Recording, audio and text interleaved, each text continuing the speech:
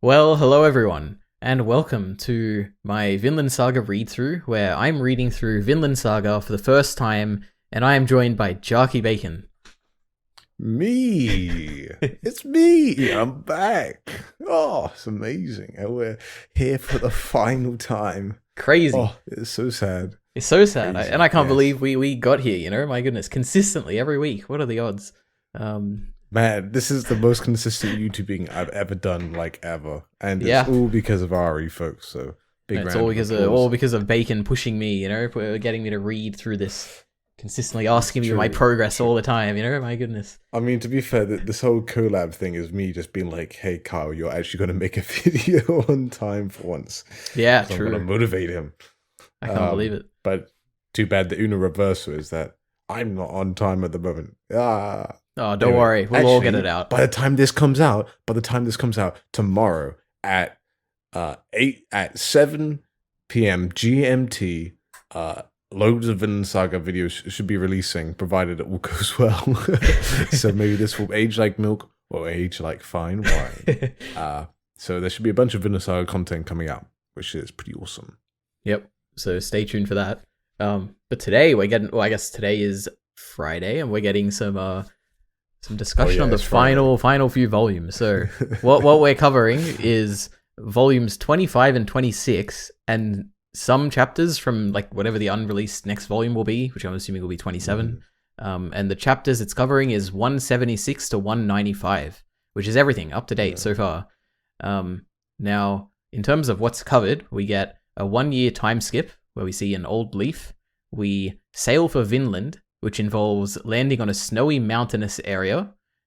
We land on Markland.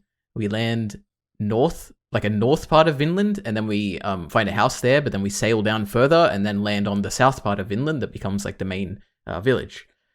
Then we scout Vinland, communicate with the Mi'kmaq people, develop Arnid's village.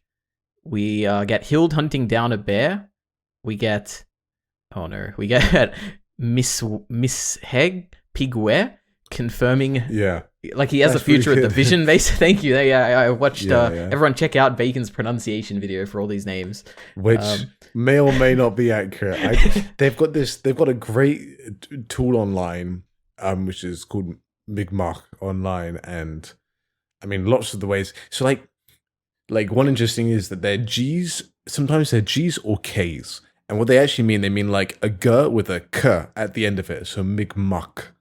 Yeah. So it's a weird subtlety that is fascinating. Anyway, I spent a whole afternoon on their website to make that video. And I have no clue it's correct. I didn't get it checked by anybody that's of that tradition at all. So I had a big disclaimer at the end. Yeah. But it's fascinating. Fascinating piece of history. Yeah. I just find it very useful. Even just to get people talking in the same kind of way, I guess, about names, because I'm sure I can't even imagine what different pronunciations are out there these days. But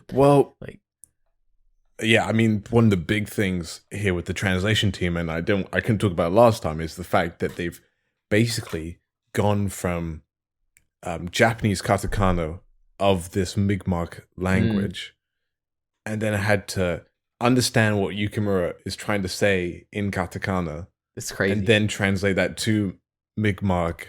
And it's insane, the amount of effort they have to go into, right? Yeah. But who knows what the official translation is going to do? The character names could be completely different. They could attempt doing it a different way. I have a feeling that Stefan Paul may, check the scanlation to see what they do. But, yeah. I mean, I will be pretty disappointed if it's not how the translation team has done it. So, yeah. I don't know. I just love how they do it so much. So I just think it's so impressive. I can't imagine how hard it must be. But I don't know. It seems seamless when I'm reading it, so I'm very impressed. Yeah. Well, it's mainly Katita doing it all, so shout outs to her. So, yeah, definitely shout outs. My goodness. So, in terms of the events covered. Yeah, he has his vision of the future. Then we get the captain's backstory. We get Hild forgiving Thorfinn, and an emergency thing about, or a thing, in the actual thing, about whether or not to arm Vinland. The thing, yes, on Vinland. We get two things on Vinland.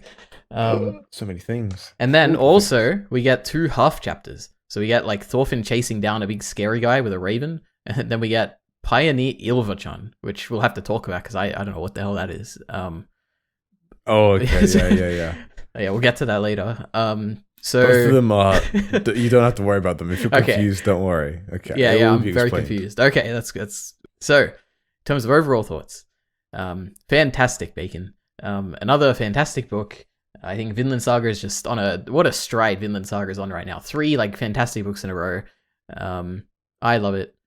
It's peak Finland, baby. Definitely, it is undoubtedly peak Finland. Like I've just ever since I don't know the start. I've just enjoyed this so much. For a long time. What I like about this book particularly is just the slow development of life on Vinland. Like it doesn't rush through anything, in my opinion. Like maybe people do think it rushes through it, but to me, it doesn't feel like it's rushing through anything. It's very like you're seeing all the steps involved. Like initially, when I saw there was like a 1-year time skip at the beginning, I was like, oh no, are they gonna like skip over like building houses and stuff? And I'm like, oh, I want to see it all, but no, I got everything I wanted. I love the interactions between like the Norsemen and the Mi'kmaq people. I thought that was great, and it still is great because it's still ongoing. In terms of the art, I think it's just really good. Like because at one point I went back to like chapter 120 or something at that point, and I was stricken by like how different the art is, like how much better it is at this point. It is like, really, really different. Yeah, like I never notice it until I go back. But it's so different. And one particular thing about the art, which I don't know if this is the art, like I don't know if this is intentional or it's like a scanning or translation thing, but there's a lot more grain, like in the dark shaded things, and I think it looks so good. Feels a lot more soft. Yeah. The shading is a lot more soft. Like if you notice, like I think it is because of a transition to digital, but I don't know when Yukimura did that. But he's definitely on digital now. He's been on digital since for this final arc, as far as I've known. But yeah, it feels like particularly when he's. Because there's so much talking, he's just really gone to town on drawing faces at interesting angles, posing hands. He loves his hands, as we talked about before. Yeah, like you'll just see it so much of it, and he just seems to have been having a lot of fun with art. And I actually think after they got to Vinland, the art consistently has been like pretty fantastic. Every chapter, I mean, there's a few chapters where you're like, oh man, he gassed himself on the previous chapter so much. So I understand. Few things, and he said to reuse a few panels, which is kind of a bit cheeky. You notice these things, but like even there's so like even like when Eyvar and Thorfinn are in like chapter 172 when they're like arguing initially and in front of Thorfinn's house or something, and Hild's watching. Like even then, like that, I just feel like there's something off about the art, like the like how the background feels too dark, like they don't feel like the situation in the world, whatever. But like it's just been absolutely consistent after, or so. Yeah, I mean, I agree. I think this is the best it's ever looked. It also like it reminds me a bit of like, I guess I haven't read that many manga, but it reminds me of One Punch Man a bit, where it's so like, to me at least, everything feels really like consistent in how all the characters look, and they're all very like they're very cleanly drawn and stuff. It looks very good. But that's overall thoughts, Bacon. But now talking about art, we got a bunch of standout art, a lot of it. So my first thing is kind of like what we were talking about the faces and angles and stuff. I've got 2 things that really stood out to me just because of how like close up of the characters they were. And the first one is like one we get of Gudrid, which is like early on, like I think it's like chapter 1, like maybe the first chapter I read here. But yeah, it is. Looks so good. And we also get a very similar one, not similar, but like similar detail in one of Bug Eyes as well. And it's just like, man, like it just takes up half a page, more than half a page, and it just looks so good, That's the first standout art. I am going to Finland to build a country free of gambling debt. Yeah, we'll talk about Bug Eyes. But in terms of the art, my goodness, Bacon, my goodness. The other thing we get is a bunch of like cool, abstract, dark, like mythical kind of stuff. So I got a few of them here. Like we get one of under the ocean, like all these little creatures that could be under there. We get Berserk moment. Oh, it's like Berserk. Oh, it's like Berserk. That's literally all people say on that chapter. Really? Wow, that made You me know feel what? like Berserk. That didn't I'm even just like, cross I'm my gonna Kill mind. me now. Just kill me now. Yeah, I'm gonna yeah. jump out this window. Hey, Just but it stop. looks good, Bacon. It looks good. All right. Look at all those creatures. My goodness. We get like a. To be fair, it does look like Berserk, thing. but yeah. Yeah. Jormungandr, plesiosaur. Yes.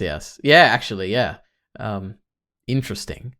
And then that scary thing of Thorfinn. I feel like we may want to have like there's a bit of a footnote with supernatural. I'm sure we'll get to it, but yeah. Oh yes, okay. Talk about it. Well, the next standout art I've got.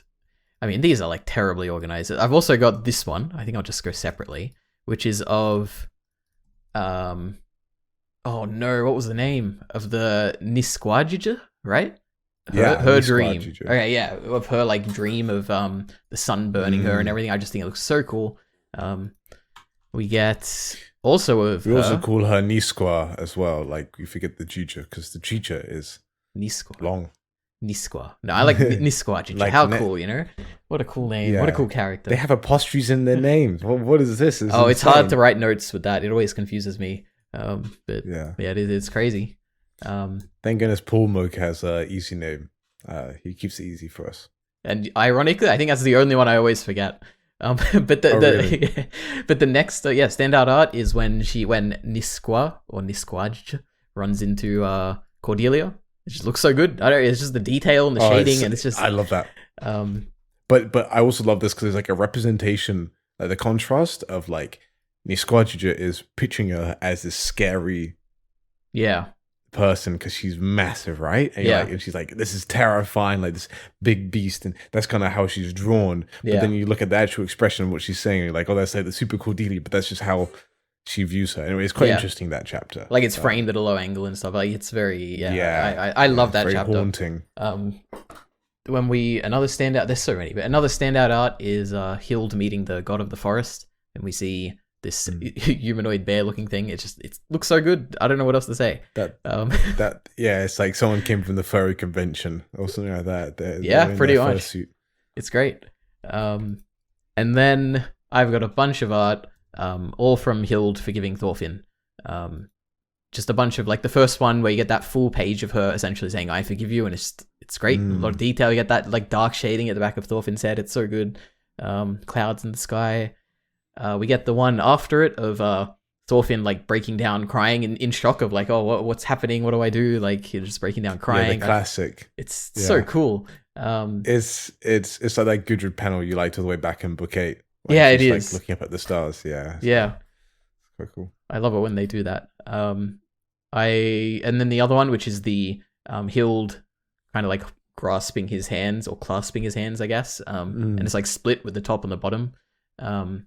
Which I don't know what the reason is. I just think it looks very good. Like I don't have like some analysis of it. But I don't really like the split, but I'm confused by it. I feel like there's a purpose to it, but I don't know what it is. I'm the opposite. I mean, I'm similar where I don't understand it, but I do like it. Like I'm glad it's there. You know what a great line. Thank God for that line.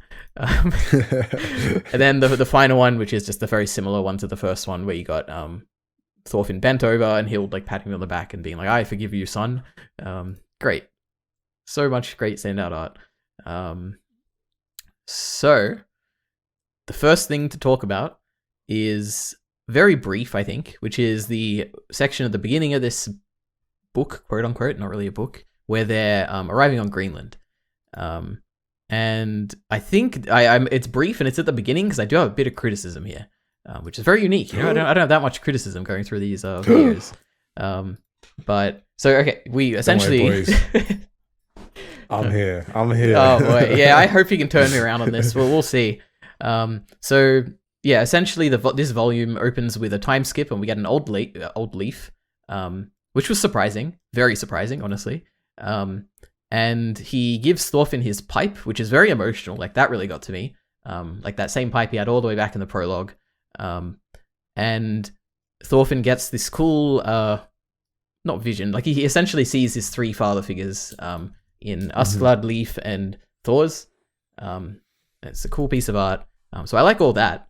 But then the chapter ends basically with Thorfinn calling Leaf his father. And it feels like a very big moment. And it clearly is a very big moment to both Thorfinn and Leaf, I'm sure. And then even I don't know if this is like part of the chapter or part of the like magazine or whatever that publishes it, but they say, those who raise a young man can be called father. Now, this didn't reach me at all emotionally. Like, I don't feel like Leaf is that much of a father to Thorfinn. Like, I can't think of a single instance in the past, like, on their Eastern expedition, which is like, oh yeah, thank God Leaf was there to be like Thorfinn's father figure or something, you know? So that's why that didn't really work for me, I don't think. But what do you think? I mean, this is one of those things where I'm like, oh man, it'd be nice if we had an East, like, you know, if we went down to Mikkelagard and got a bit more time with Leaf. I do think Leaf as a character is like, he does do stuff, like he does have times of wisdom, but they are small and short in a way. But I think the idea mainly is that with Leaf, Thorfinn is continuing Leaf's journey. Leaf is the one who started this whole that's a good point. idea to begin with, and he is continuing that belief and to explore and to find Vinland properly. You know, like he's literally taking the pipe or the torch. You know, I guess because pipes are lit and torches are lit. I don't know. I'm stretching there, but you know, he's taking it and he's there. I mean, yeah, I do also think, you know, in some ways, like this page, I thought you were actually going to be more questioning about Askeladd, because it's one of those things that, like, when the chapter came out, everybody was pogging out. They're like, oh, everybody's there, but like Askeladd being there is always a bit of a weird one. No, not for me, Bacon. It absolutely fits. It's just, this is showing, at least to me, this shows that finally he has seen the good, like the good that he got from Askeladd, right?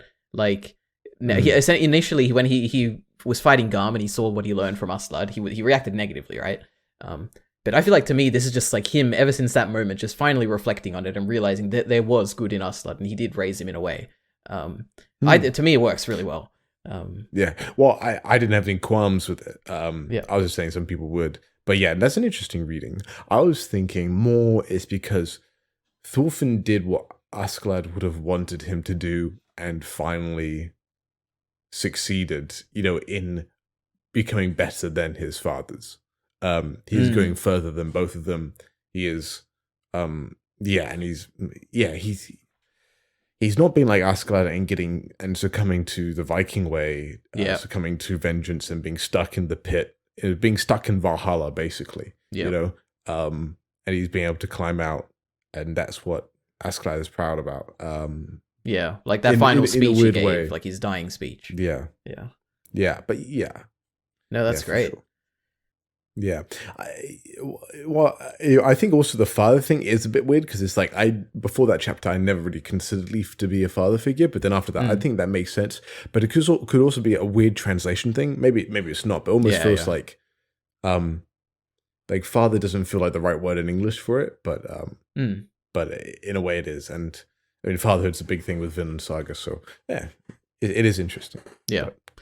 Yep. I mean, I would kind of, this is a small thing, but I could even see more Einar seeing Leaf as more of a father, which I don't know why that sticks out to me. Like, is there some scene I wonder if they had together where I'm like, oh yeah, he kind of gave him some advice. Well, I guess they escaped Jomsburg together. Yeah, that's true, I guess. And he also was he did, I don't know, I feel like towards the end of Farmland, he kind of helped him out a bit. I don't know. Well, I'll have to think about it. But anyway, let's move on. Leaf does give a speech when Thorfinn is chasing after Hild, and when they meet the first time. Oh, yes, you know? Yes. And so he does. So I think that's probably, when I think of Leaf's wisdom, it is mostly there. But then at the same time, if you think if Leaf's a father figure to anybody, he'd probably be a father figure to Bug Eyes. Gudrun. To Gudrun. And Bug Eyes. I guess. I mean, yeah. I don't know. He's a father figure to lots of them. He's an old man. You know, he's had plenty of children out in the world.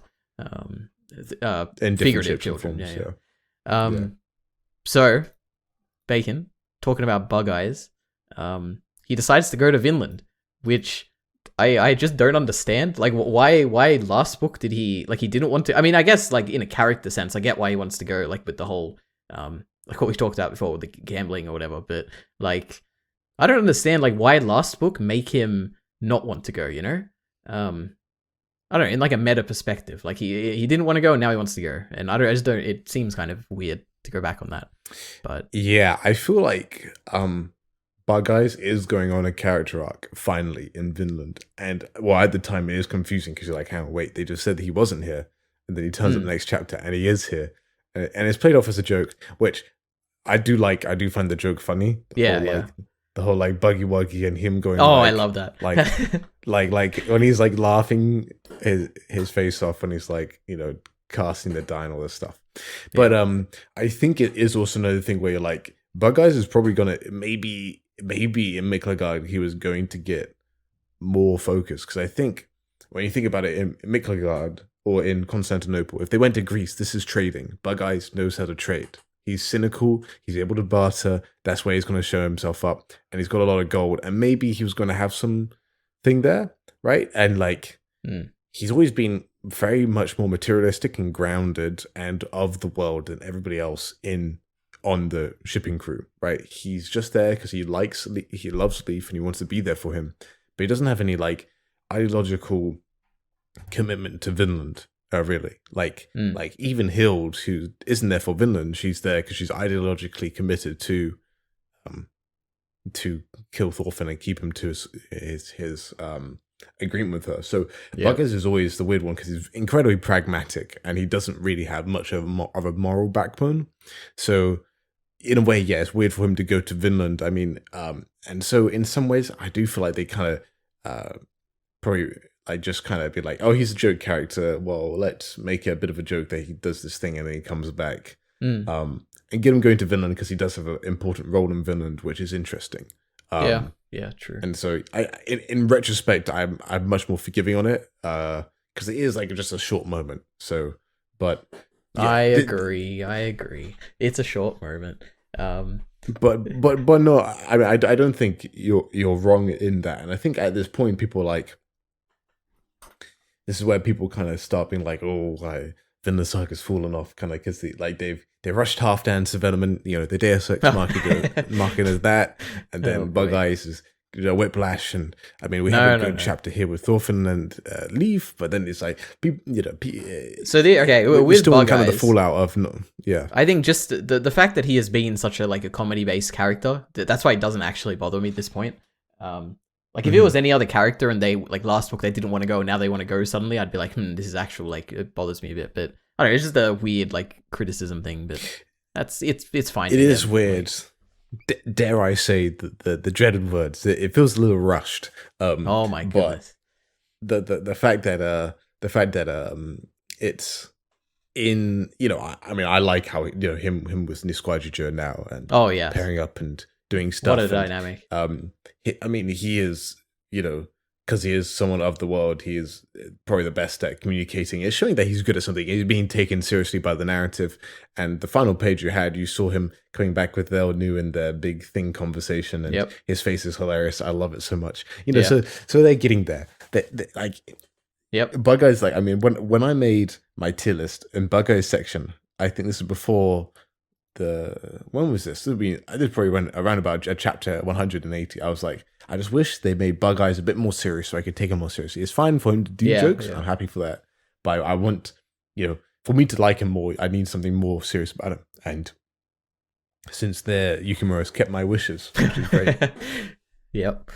He's listening to me. He's watching us right now, pondering. I can't believe it. This Ari fellow, I don't know if he's making me sweat. Yeah, he dare criticize my work. Oh my goodness. Yeah. Well, unreal. You know what? Let me just say, Vinland Saga, good. Vinland Saga, the best it's ever been at this point. So I'm very happy. Well, you said at the beginning. True. Yeah. Okay, that's it. That's all the criticism. Well, there's one more criticism. We'll get to that. A big one maybe. But okay, so sailing west is what's next up. After they leave Greenland, they decide they're going to go to Vinland, and that makes sense. And we get that shot with like when they're on the boat, and Bug Eyes sees the big Jormungand, right? Jormungandr. Cool, great, love it. World serpent. It's like a neat bit. I don't know. It's a good joke and a good like scary bit of like, is this a real thing? I don't know. I kind of like that. We get a bunch Yeah. of cool sailing related stuff. Like we get a few of the Viking like myths of the world where you got like people like I think it was Gudrid who pointed out like, oh, what if we fall off the edge of the world? You know, we're going the wrong way. A bunch of flat earthers, unbelievable! Yep. I couldn't believe Yep. I was supporting a bunch of flat No, earthers we can respect them. You know, they don't have planes and stuff. They can't see the world. Unacceptable. But And then Carly figures out the concept of gravity. yep, so great. It's like, Nani, this is a genius child. That is, I never thought about that before. It's Carly is just so great. He is like the genius that Halfdan thought that Sigurd's grandchild or son was, I guess. What's that kid's name? No, it's escaping my mind. Oh, I have absolutely no idea. Can't be bothered. Oh wait, It's it was like something- Hial. It was like 4 letters, like Hial or something like that. I remember writing that down. I don't know. Yeah, it is something like that. Anyway, it's Njal. That's it. Njal, It's okay, like, yep. it's N or something like that. yeah. All right. Njal. Yeah, 2 genius That's what I was children. saying. My goodness. Yeah. So what else? Cool relating. Once in a generation children. Yeah, twice in a generation. Crazy. What are the odds? So yeah, cool sailing related stuff. The Viking myths. What else do we get? Oh yeah, we get at the same time we get this really cool thing that I just never thought of from Bug Eyes, which is he says no matter how far we go, the horizon doesn't get any closer. The horizon stays there, but the land grows closer. I don't get it. How are we even able to see the top of a mountain? It seems to sink into the water the farther we get. And that's just like really interesting. Like I guess we know that the world is spherical, and we're like, oh, obviously it's just going over the horizon. But if you think the Earth is flat, like what is that? Like that's got to be terrifying. Like seeing a mountain sink into the water the further you go away. Like how would you explain that? My goodness. You're on a big ball. That's how it works. Yeah, I guess that is how you Dummy. explain it. Big it's a cool perspective from Bug Eyes. I'm like, I guess that is how they Yeah. would see the world. Interesting. They live in such a mysterious world with their worldview. Unless you're Hild and you'd figure it out and be like, that would make sense. Yep, be on a true. sphere. Because Hild is a genius. But It's great. But she's also like, it's probably around. She doesn't know, but she's like, it's probably around. She's like half asleep when she says it, and then the Carly's like, hang on. He like said, okay, well then, yeah. Then Carly kind of just He uses it is intuition kinda to like understand this complex thing. It's so great. He's unfettered by just like the adult way of thinking, where you're just you know what you're expected to think. Yeah. It's like when all scientists who make a massive breakthrough are young when they do it. Albert Einstein, Isaac Newton, they were young when they do it. Yeah. I mean, I know Newton, like he figured out gravity when he was like, at university, I think still. So he's definitely less than 30. What a smart guy. And past when he was 50, he then became really like into like the occult and different types of Christianity. So awesome. He went a little bit off the deep end, but it was quite funny. It's old one Newton. of those things. It's like, good old Newton. So what are we going to discover, Isaac. Bacon? What's our contribution? Nothing. All right, fair You're enough. the one doing the PhD, aren't you? Yeah, that is true. What That are is you true. going to discover? We're gonna discover. We're gonna make an AI that can take over and run the world. It'll be great. I see. All right. So, Will you make it like a Vinland a robot worthy of Vinland? yes, indeed. It'll have Thorfinns and Thors in it, and it'll be all Yeah. about peace and love and no warriors or true warriors. If it sees a sword, it will get very angry. Yeah, Just irrationally so. but it won't act out on it. It'll talk to the person. It'll just fester there. Yeah, yeah, love it. All right. enraged. So Literally shaking. in the sailing west section here, I guess I have a geography question, which is that they mentioned that Vinland is present day Prince Edward Island, which is interesting. Mm-hmm. So I guess I have 2 questions. My first is, what do you know what Markland is? Like, is that I don't remember them saying specifically what that is. So Markland would be where Newfoundland is, so basically, if you get like, it's all Canada. It's all Canada. So you have Highland, which is the tallest part, which is the icy part. I don't know which province that is. So Canada has lots of provinces. Yeah. 11, or is it 13? Oh, good grief, I can't remember. Fake Canadian. It's in my Twitter bio. Okay. And so Canada. My goodness. I think the number of provinces is the same number as points on the maple leaf in the Jesus. Canadian flag. I think that's it. but I'm not sure because anyway, it's kind of like the stars in the American flag. Right. Anyway. Yes. Anyway, but Helluland is like the northern freezing cold part. Maybe that's none of it. That's probably none of it. And then they get down to Markland, which is roughly where Markland means land of trees. So it's Newfoundland, there's lots of trees. And Vinland means land of fields, like making it a Vinland, like a wine field, like a winery kind of thing. That's what Vinland. Oh, I'd never. A vineyard, thought of that. sorry. Damn. Vineyard. Yeah. Okay. Yeah, interesting. And so Prince Edward Island is the smallest province, and it's just a tiny little island. But because it's kind of like one of those things, it's the same in the US, because the settlers settled on the east and then went over west. Lots of the western provinces are much, much bigger in landmass. So if you think about the smallest American provinces, you got like New York, Maryland, some other small ones I can't quite remember right now, but they're all small. And then you go on the other side, you got stuff like California, which is massive, and that stuff. So a lot more square as well. Yeah, true. Interesting. Geography, interesting. I don't know anything. The thing is, though, is that I'm not sure if that's exactly where historically they thought it was. I think the initial place they stopped off, right, with the house there, is on the actual house where they are. Is where an actual house they found in Canada is of the settlers. Whoa! Wait, so is this a? Wait a minute. So is this story going to Vinland based on like a historical thing? Because I remember you said earlier that like Thorfinn and some of the characters are like real, but like I had no idea. I thought like going to Vinland was like a I don't know, like a fictional aspect of this whole story. Oh no. Yeah, all right, that's really interesting. Okay. Yeah. Which,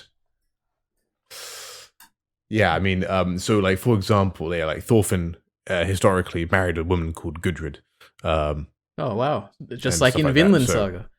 Yeah, wow, surprising. So so the Vikings were the first people in North America, first Europeans in North America, I should say. Leif got there first. Leif the Lucky, who's son of Eric the Red. Or was he the son of Eric the Red? Anyway, Eric the Red was the guy who settled Greenland.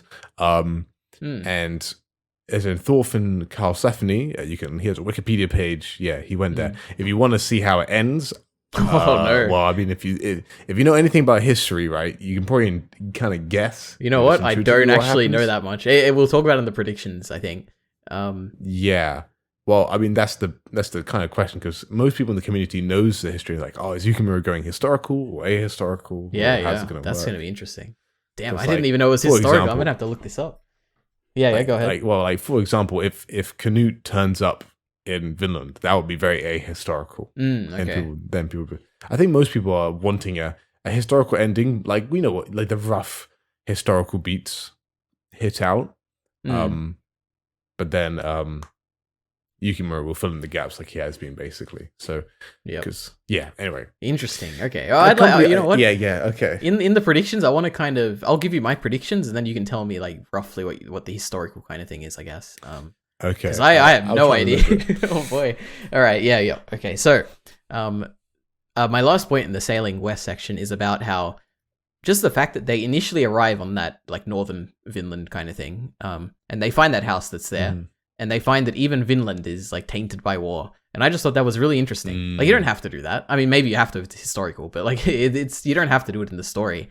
But it's just an interesting thing to bring up that even this place, it's not as good as it could. As it's not a perfect place. Yeah. Well, within the initial story, Thorvald,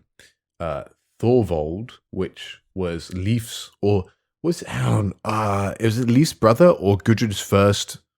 I think husband. But they're actually the same. Sorry. Yeah. They went. That's their settlement, and that's where they got run out by the Skrelig. Yeah. I do remember that. I just think it's like you don't have to go there. Like you can because we know it. Oh, I guess we should know it in like remembering what happened. But like the fact that they actually go there, see the house, and then leave. Like that doesn't. You don't have to do that. But I just thought it was interesting to actually do it. Oh yeah. Of course. Yeah. But sailing west. That's it. Next up, they arrive on Vinland Bacon. My goodness.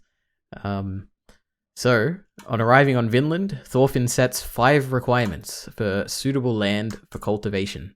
And that is a bay where ships can be docked, fresh water, for instance, a pond or a river, a forest, because wood is necessary for construction and fuel, a plain suitable for grazing fields, and that the land doesn't belong to anyone. And I was on the edge of my seat reading this. I'm like, oh, what's he gonna come up with? And I thought these were pretty reasonable, you know. Good fellow, you know. He's thought this out. His little conquest of Vinland, love it. Yeah, I can't really remember them that well. I mean, I've not reread these chapters, so I don't really remember that. But it's like the first thing they settle there, and he's like, "These are the 5 things we need when we're looking for land," and they found it in this village they set up. So another point is when they arrive on this Vinland, the village they decide is Vinland. Thorfinn is basically rushing around everywhere and is being asked to help with everything, just like Thor's was basically on Iceland. Like I thought that was a cool little like callback. Because I remember him, like everyone would be like, "Oh, Thor's, can you do this? Can you do this?" And like he like fixed that guy's arm, like with the broken arm. I thought that was cool. Oh yeah. And now you got Thorfinn doing the similar things. Thor's is trying to weld a pot or something like that, and can't do it 'cause he's too strong. He's not gentle enough. Yep. Yeah. And now we got Thorfinn, similar position. Love it. You've sent the picture. Is this from? See, this is from Leaf in chapter 3. I just think the difference in how they're represented is very interesting. So true. Now we get this amazing thing where they place the goddess and they name the village. What a great thing, Bacon. So it was in the box. It was in the box, and it was a marble or like stone statue of someone who looks like Arnid. And I've switched pronunciation somehow, like in my head. I don't know, from Arnid to Arnid, but here we are. Which I thought it was just so great. Like I teared up reading this chapter, which hasn't happened in a while. So this chapter really got to me. Nice. But yeah, I don't know. Like I've got like a few things here, which is that you've got Einar like essentially boasting about Arnheid to everyone and telling them how great she was and how beautiful and kind. And I'm like, man, this is really great. Like he really still thinks so fondly of her. And you've got like when they put up the goddess statue of Arnheid or Arnheid. Oh god, now I'm accusing myself.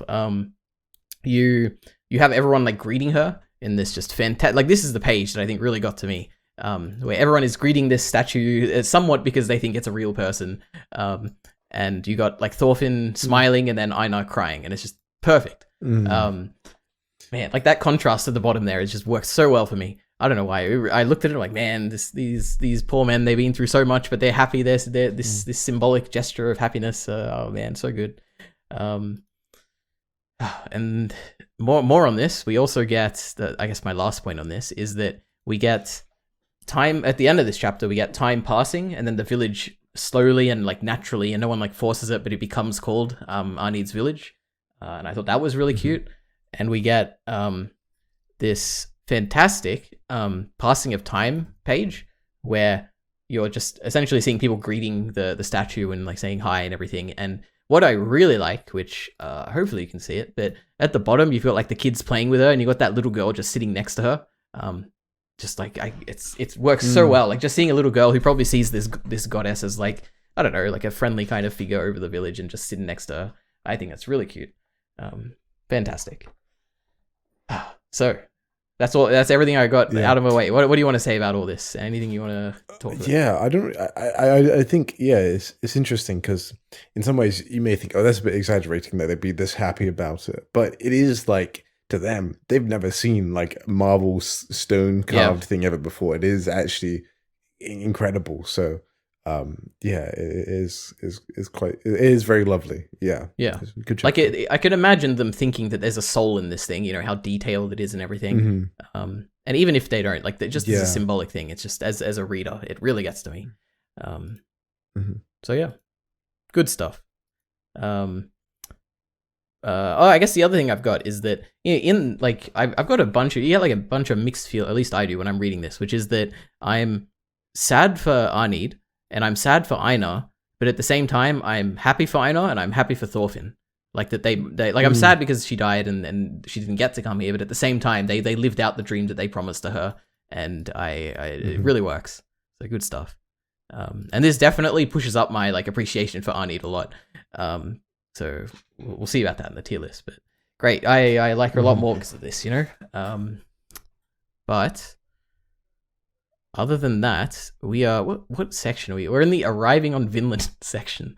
So the next thing is that Eyvar, Thorfinn, Hild, and Bug Eyes go and they survey the island, and I don't know if you will know the answer to this, but I was very confused here.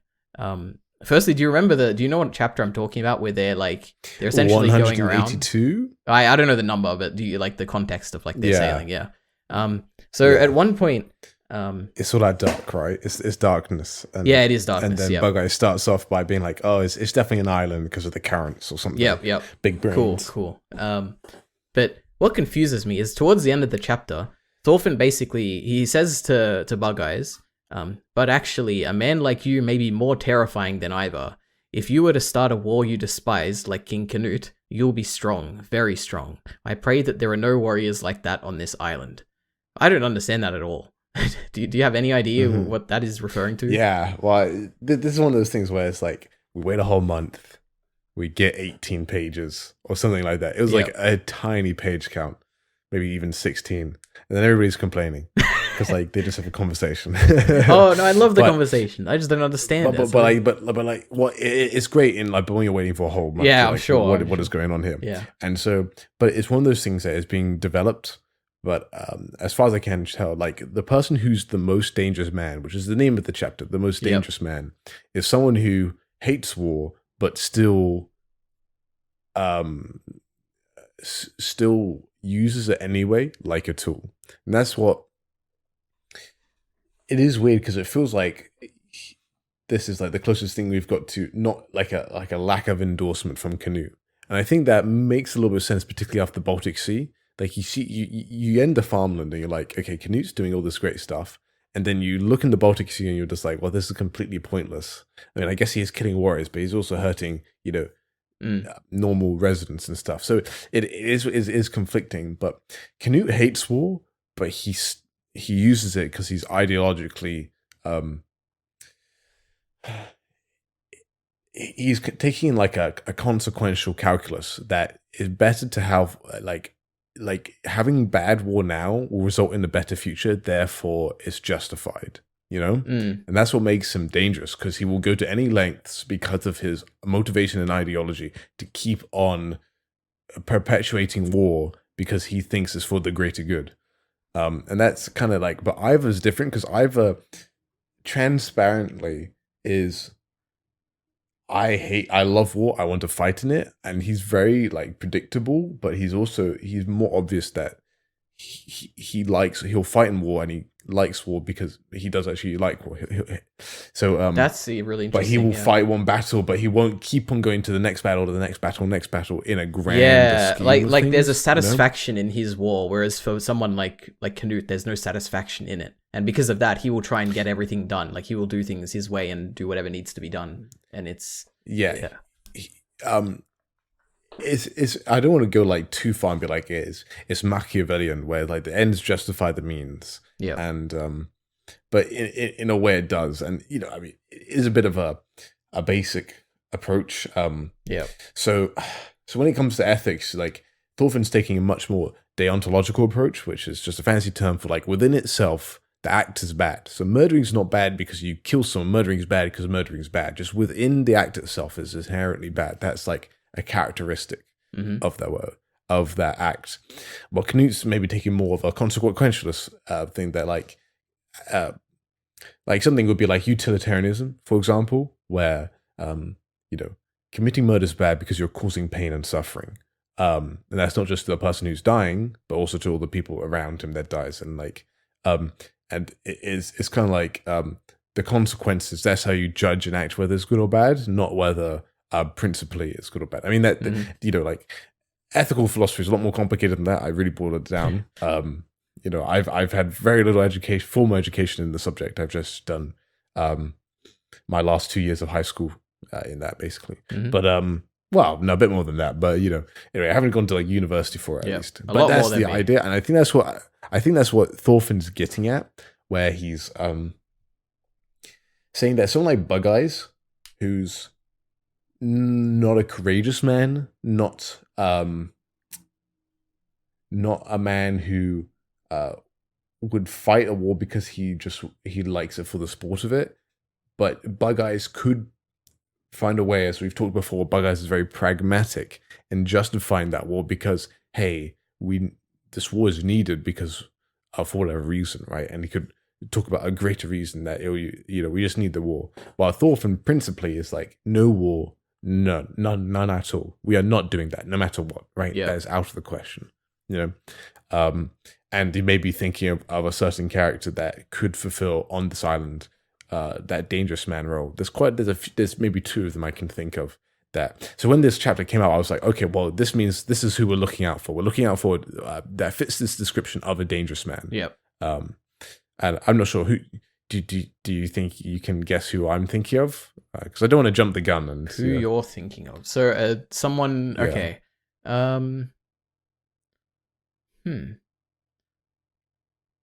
There's okay. There'll be important characters within this final arc. Like so far, you would have seen them recently. So honestly, I can't think of anyone at the moment. That's fine. I'll reveal later. We'll get through this, but like because they'll pop up in the discussion, and they'll. Okay, interesting. Yeah, so they're characters. Okay, all right. I'm excited then. Okay, this is great. This is great being caught up to date. All these theories and stuff. These are still just theories, and we don't know how it's quite going to play out. But it's exciting. Yeah. Yeah. Okay. Well, let's move on to Hild's slow journey to forgiveness in the narrative. So this book, it's not really. I keep saying I'm just going to keep calling it a book. This book, is like permeated with Hild slowly like revealing her forgiveness. So this section, a lot of it is just me listing a bunch of like examples of when she like picks up, I might need to forgive someone. So I don't know, essentially it's just a bunch of hints. So I'll go through them, and then if you have anything you want to say at any point, then just shout out. Yeah, this should be interesting. So initially when they're on the boat, and then Hild is explaining that the world's a sphere, and then Carly immediately understands, and they have this like conversation. You get this really long like dialogue from Hild where she's like rambling about like all this, like all the theory behind the world being a sphere and everything. And that's like the longest we've ever seen her talk in a single thought bubble or speech bubble. Yeah, interesting. So when I saw that, I'm like, she's coming around, like she's opening up, she's talking to Carly. Like to me, that was like the first sign here. But yeah, you're right. She's thinking on things other than vengeance. Yeah, indeed. Yeah. She's coming back to her old like inventor kind of way, where she's thinking of the engineering and stuff. It's cool. So that's the first thing. Next up is when Hild and Thorfinn go out to find the natives. Like they go into the forest to kind of search for them. Hild. Oh yeah. I guess Thorfinn points this one out, but it's like Hild talks about the story she heard from Leif. And she uses a bunch of like inclusive words like we and us. Like she kind of thinks of Thorfinn as like part of her group in a way. And like Thorfinn realizes that, and the thought was like, we? Did she just say we? That's another thing. And I guess related to this, at the end of the chapter, we get, I don't know if I had this in the Standout art, but we get this very subtle like smile from Hild, where like it's, I'll send the picture up, but it's so like, if you look at it, you can't tell it's a smile, but then if you look at the context around it, to me, it's so obvious that it's like the most subtlest of smiles. I think it looks so cool. Where she's like, where Thorfinn is like saying, essentially he's optimistic about the fact that the natives saw him, but they didn't say, like they didn't attack them or anything, and he's like, I'm sure it would be just fine. And then Hild like gives a smile, and yeah, cool. But I guess about that, do you think that's a smile? Like how would you interpret that? Yeah, no, I definitely thought that was. Yeah, I definitely interpret it as a smile. Very cool. All right. Yeah. Though I will say, when that chapter came out, I was a bit mad that Thorfinn had to point out that she said we. I was like, Yukimura, don't tell us this. Oh boy. Don't let the dummies. Don't make it too obvious. Like if people are noticing that you're being subtle about her development, then like, because I pointed this out in my Hild video that her. I mean, maybe I can't remember if I pointed out last week, but her threat went from one wrong action to one wrong word. Like so when she's confronting Thorfinn after his chat with Eyvar, like she says one wrong word and you're dead, and that's like completely different to one wrong action and you're dead. Yeah, right? yeah. So like she's making it tighter. The criteria is tighter, and there's a subtle change in language that people may not pick up on. Yeah, I didn't. That's a great point, Bacon. My goodness. Yeah. So as I mean, this is what you get for watching the Hild. You get great content like this, folks. Everyone check out Jarkey Bacon.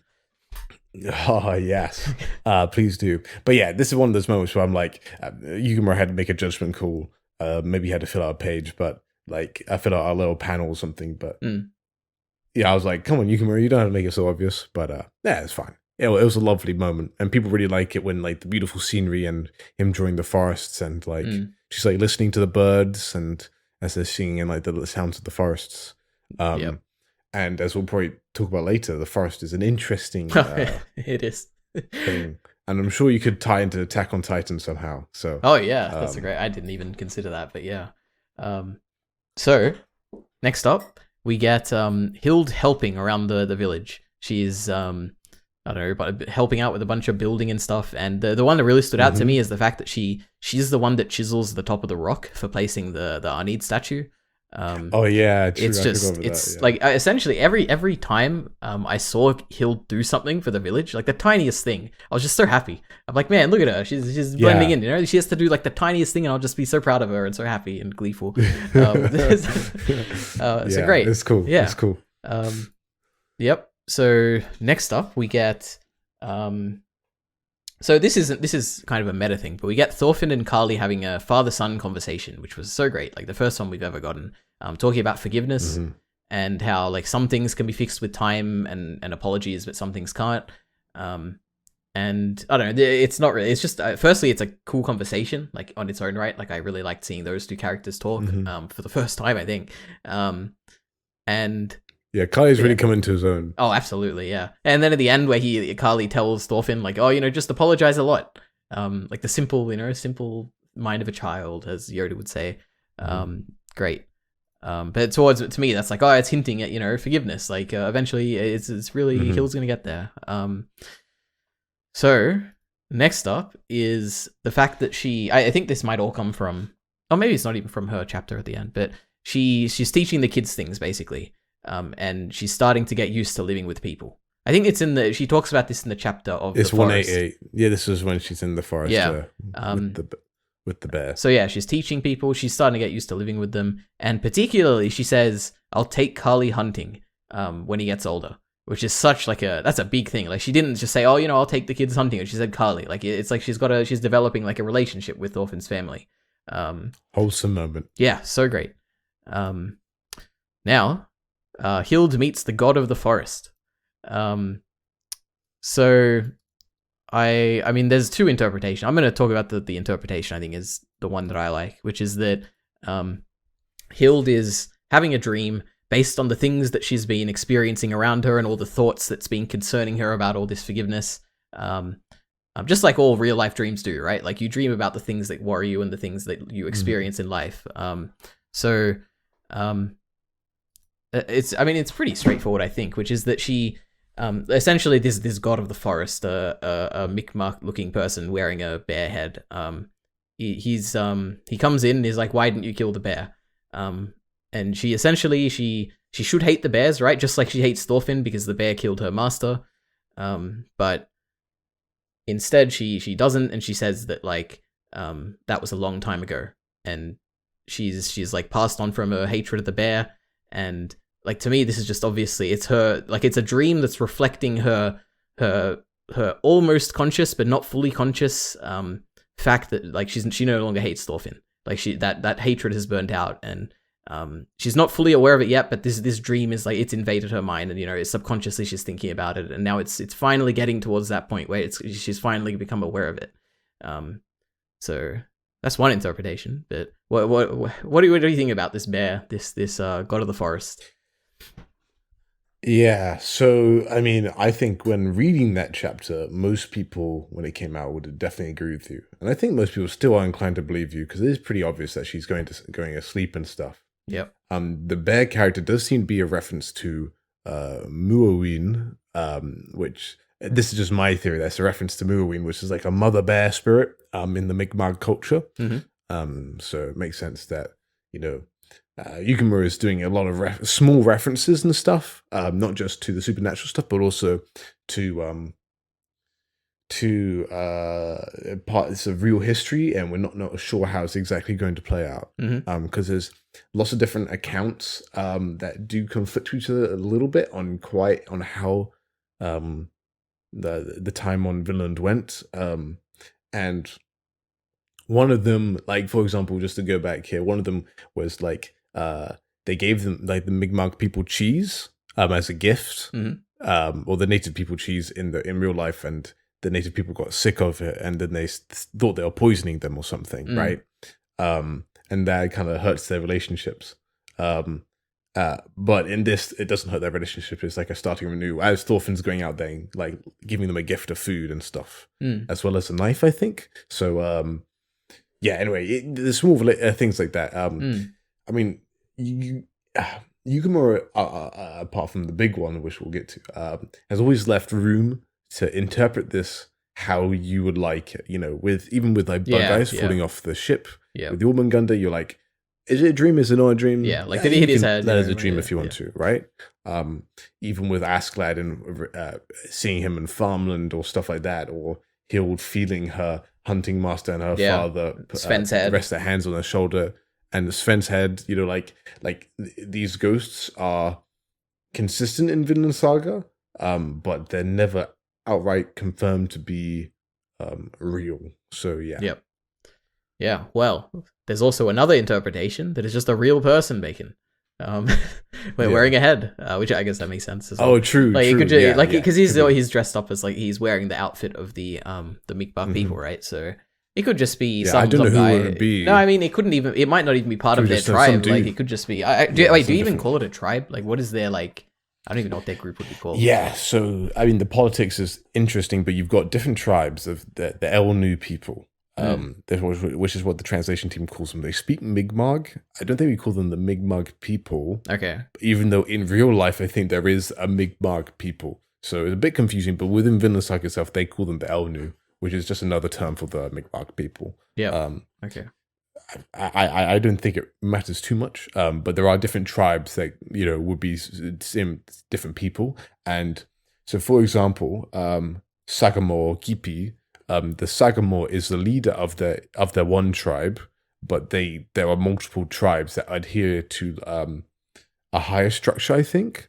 So a higher chieftain within there, I think. So you have different tribes with their different leaders, but they all do kind of come together underneath kind of some nation of sorts. And that's why the shaman will go to each of these tribes and give his opinion and his advisory wisdom to them. Interesting. Okay.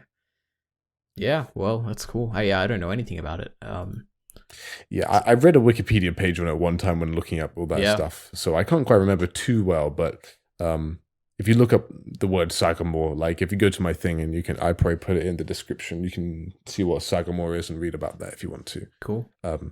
Take you like 5 minutes. So. All right. Yeah. So, Hild meets the god of the forest, and there's a few interpretations.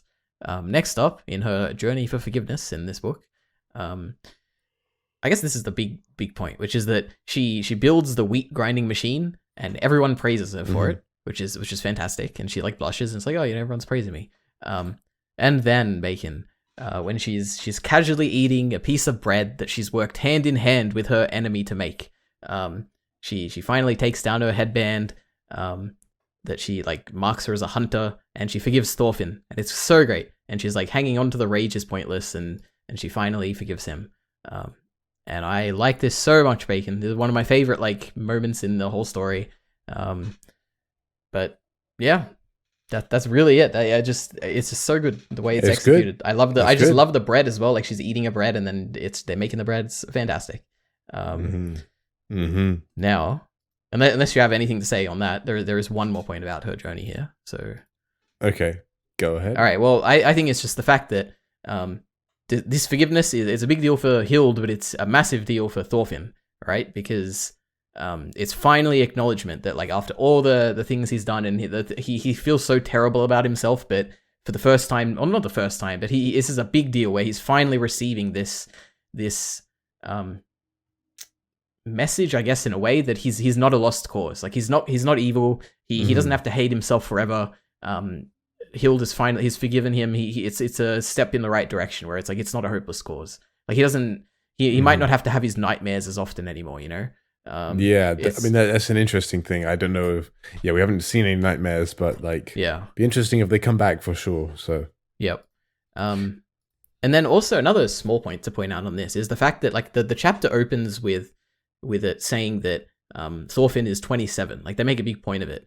And I was like, oh, why do they point that out? And I was thinking, oh, he was 17 in the prologue. Maybe that's like a 10, like it's meant to emphasize, you know, it's been 10 years and now finally he's someone has acknowledged the efforts he's put in.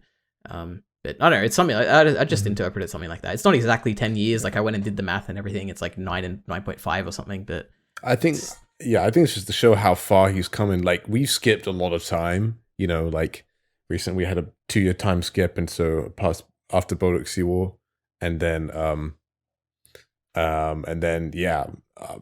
Baltic Sea War, and then we had loads of time skipped. So I think it's just kind of getting us caught up and being like, okay, from this point on downwards, we haven't had a time skip since. This is where all the stuff is eating up from, basically. Because we've changed a lot of seasons. We've come from autumn, spring to winter, and all that. We've traveled across the sea. It got a bit confusing in my timeline. Recontextualized in the timeline. Yeah, the timeline is confusing. So yep. Well, I appreciated that. It was great.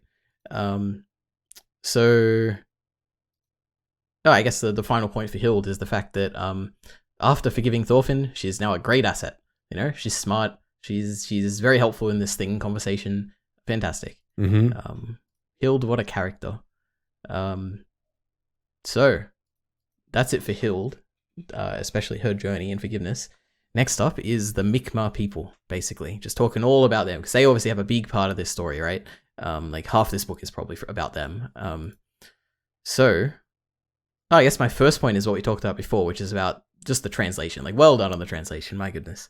The next is about... I think really there's this one line where they talk about the core differences in their lifestyle, which is that destroying trees to make a lot of food or living our lives receiving the blessings of the trees. So I feel like that's a big, like that is kind of the distinction in the different lifestyles. And I can easily see one person landing on one side and one person landing on the other. Like it makes a lot of sense. Like it's not a straw man, but it's kind of not like one side is obviously the correct answer, you know? So I like that. On the Mi'kmaq people, I thought Gudrid's lesson to Kali was really cute, where she's talking about how like Kali and Kali's mum are their best friends, right? But they don't talk to each other. So you know, you can still be friends with people even if you can't talk with them. What a cool thing to like teach a child, you know. Now, Bacon, there's 2 dreams here, or one dream and then one interesting thing. So the first one is Nisquajid, or Nisqua. Is that what we're going with? Is that the shorting?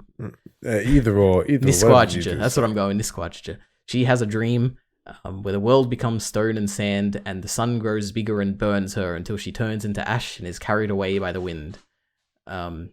So this is interesting. Like we don't get any more about this going later on, but I mean, the thing that seems obvious to me is that it feels like it's a typical like fear of what you would expect of the Norsemen. Like, you know, like they're tearing down like they're converting the trees to open plains and stuff. So, you know, she's seeing the world grow into stone and sand.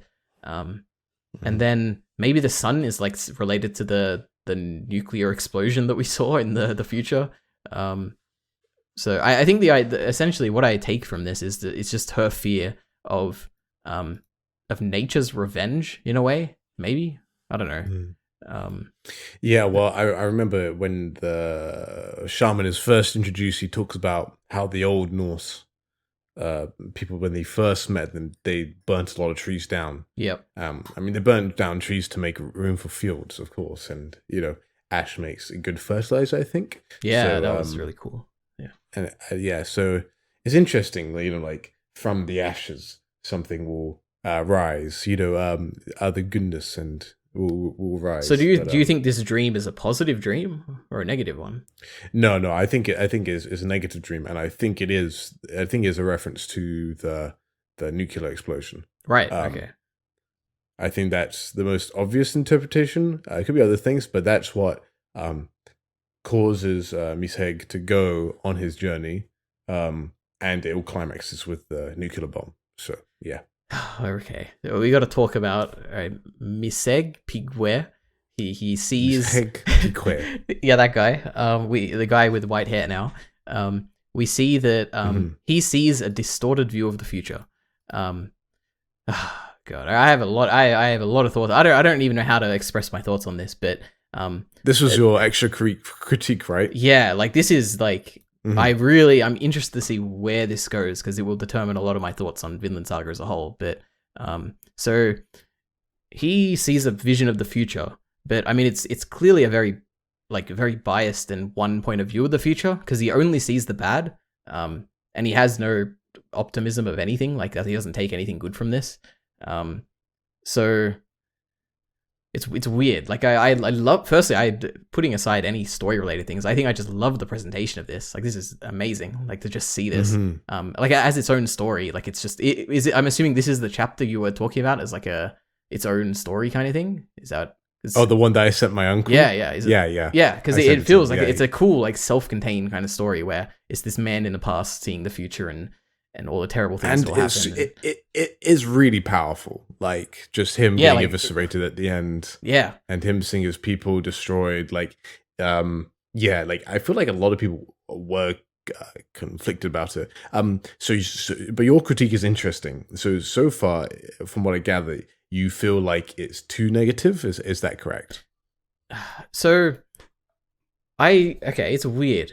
Because it's a bit mixed. Because I don't think that's my exact critique. Like it would be fine to be shown something negative, but it's mixed in with the fact that it also is a true vision of the future, right? It is real life. It is the weird. truth, which to me, like narratively, makes it confusing as to what, like who is in the right here. Like if he is somehow seeing the future, right, and he is.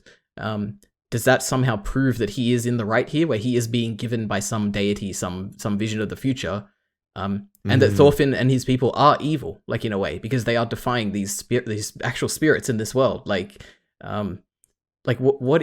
Essentially, it's such a weird thing to put in the story because it gives some supernatural justification for hatred of the Norsemen, which it's.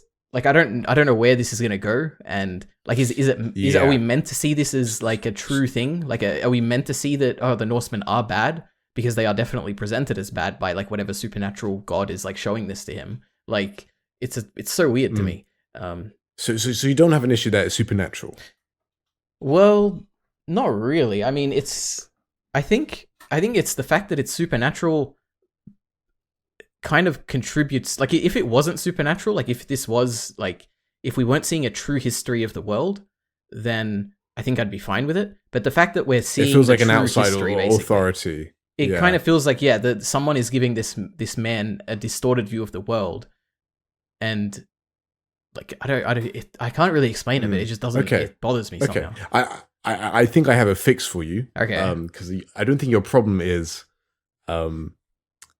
It's understandable, but I don't. So when this came out, this was like a bit of a controversial chapter because it's not the first time the metaphysical reality of Vinland Saga's world has been confirmed, right? Mm-hmm. As we talked before, lots of the stuff kind of suggests that hey, you can interpret it either way. But it's most likely a figment of their imagination. We talked about this with Hild. We talked about this with Bug Eyes. We talked about this with people seeing their fathers of some sort, right? Yeah. But we have had metaphysical confirmation that Valhalla doesn't exist. That's in chapter 154, whatever, when the guy dies. Yep. Now, that is a bit less explicit because he's like, it's not here.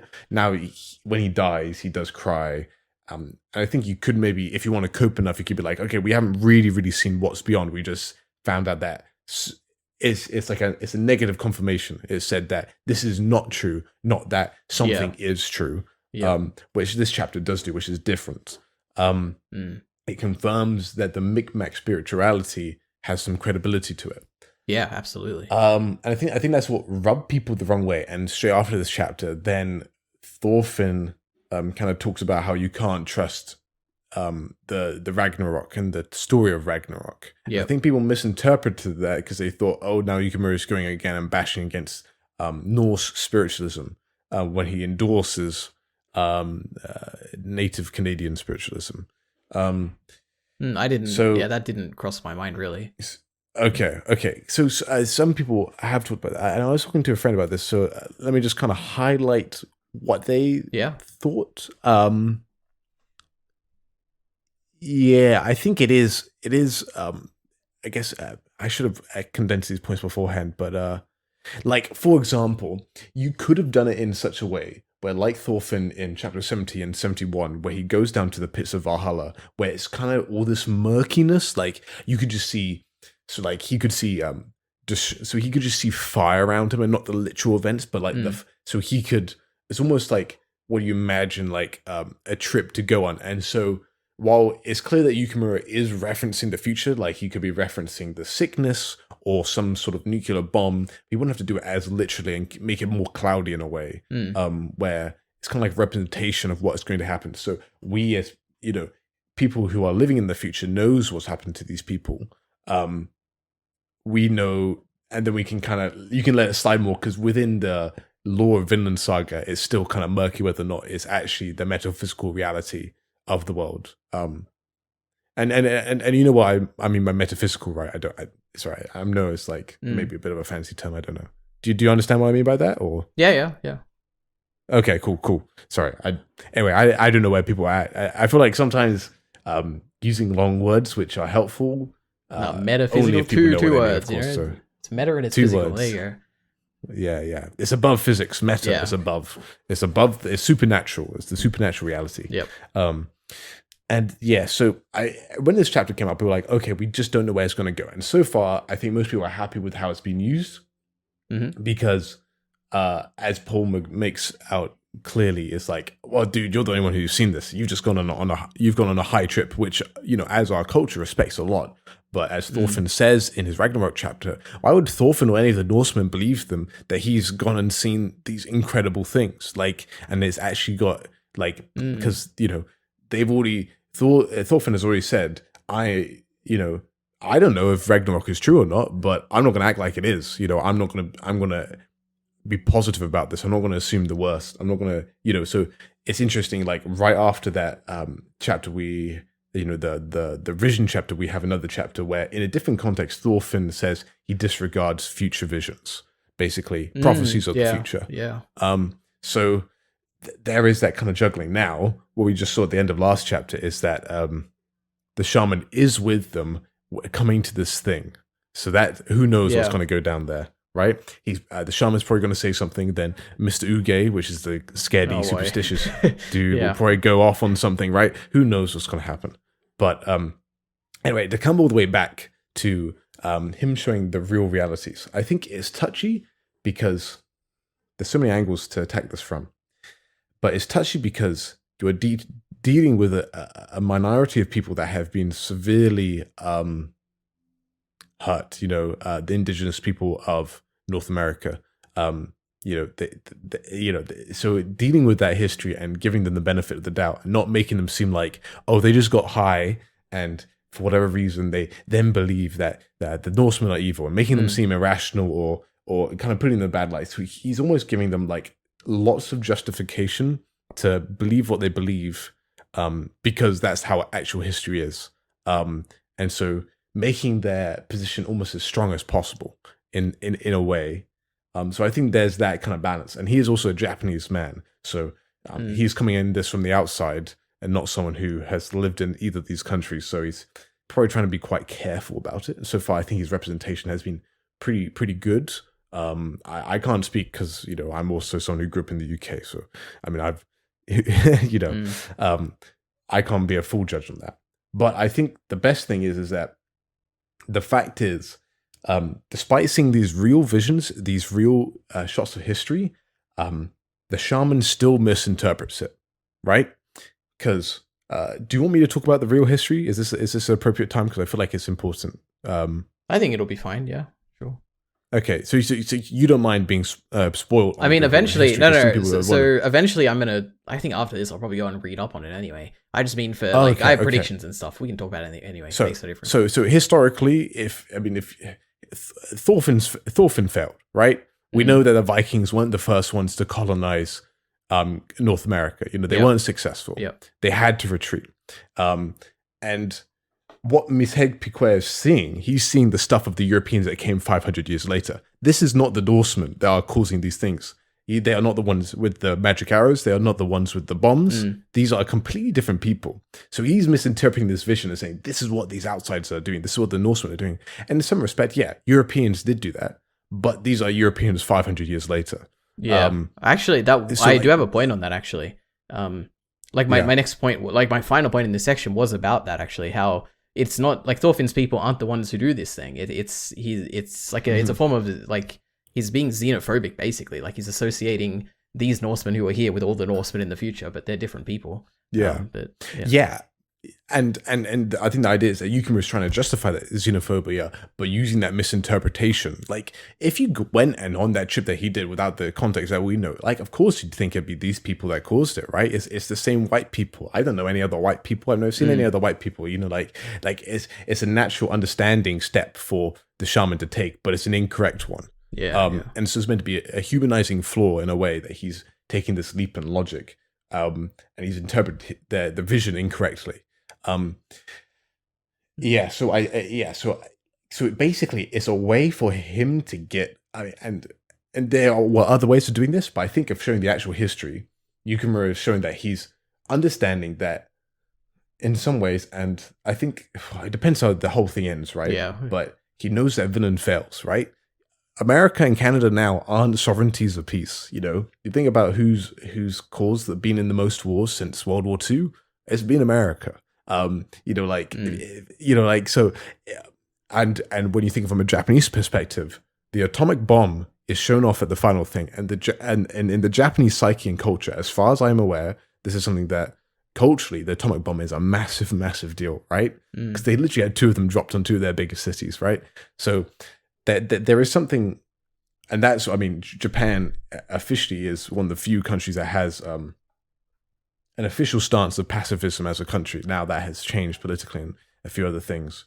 But this is from my limited knowledge, right? But that's what the interesting part about the story is that it's a Japanese writer talking about pacifism in the context of a European setting.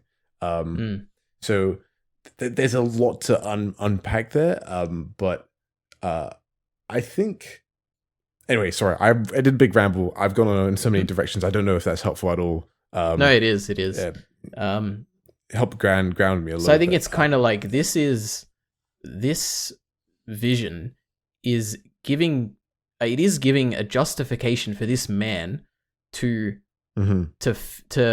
be afraid of the Norsemen in a way that we, the audience, know that he is right, in a way. But he's not actually right because it's different people, right? No. Yes, precisely. Yeah. And it's a way for Yukimura to actually acknowledge history and be like, hey guys, I know history doesn't turn out this way. Yeah. Okay?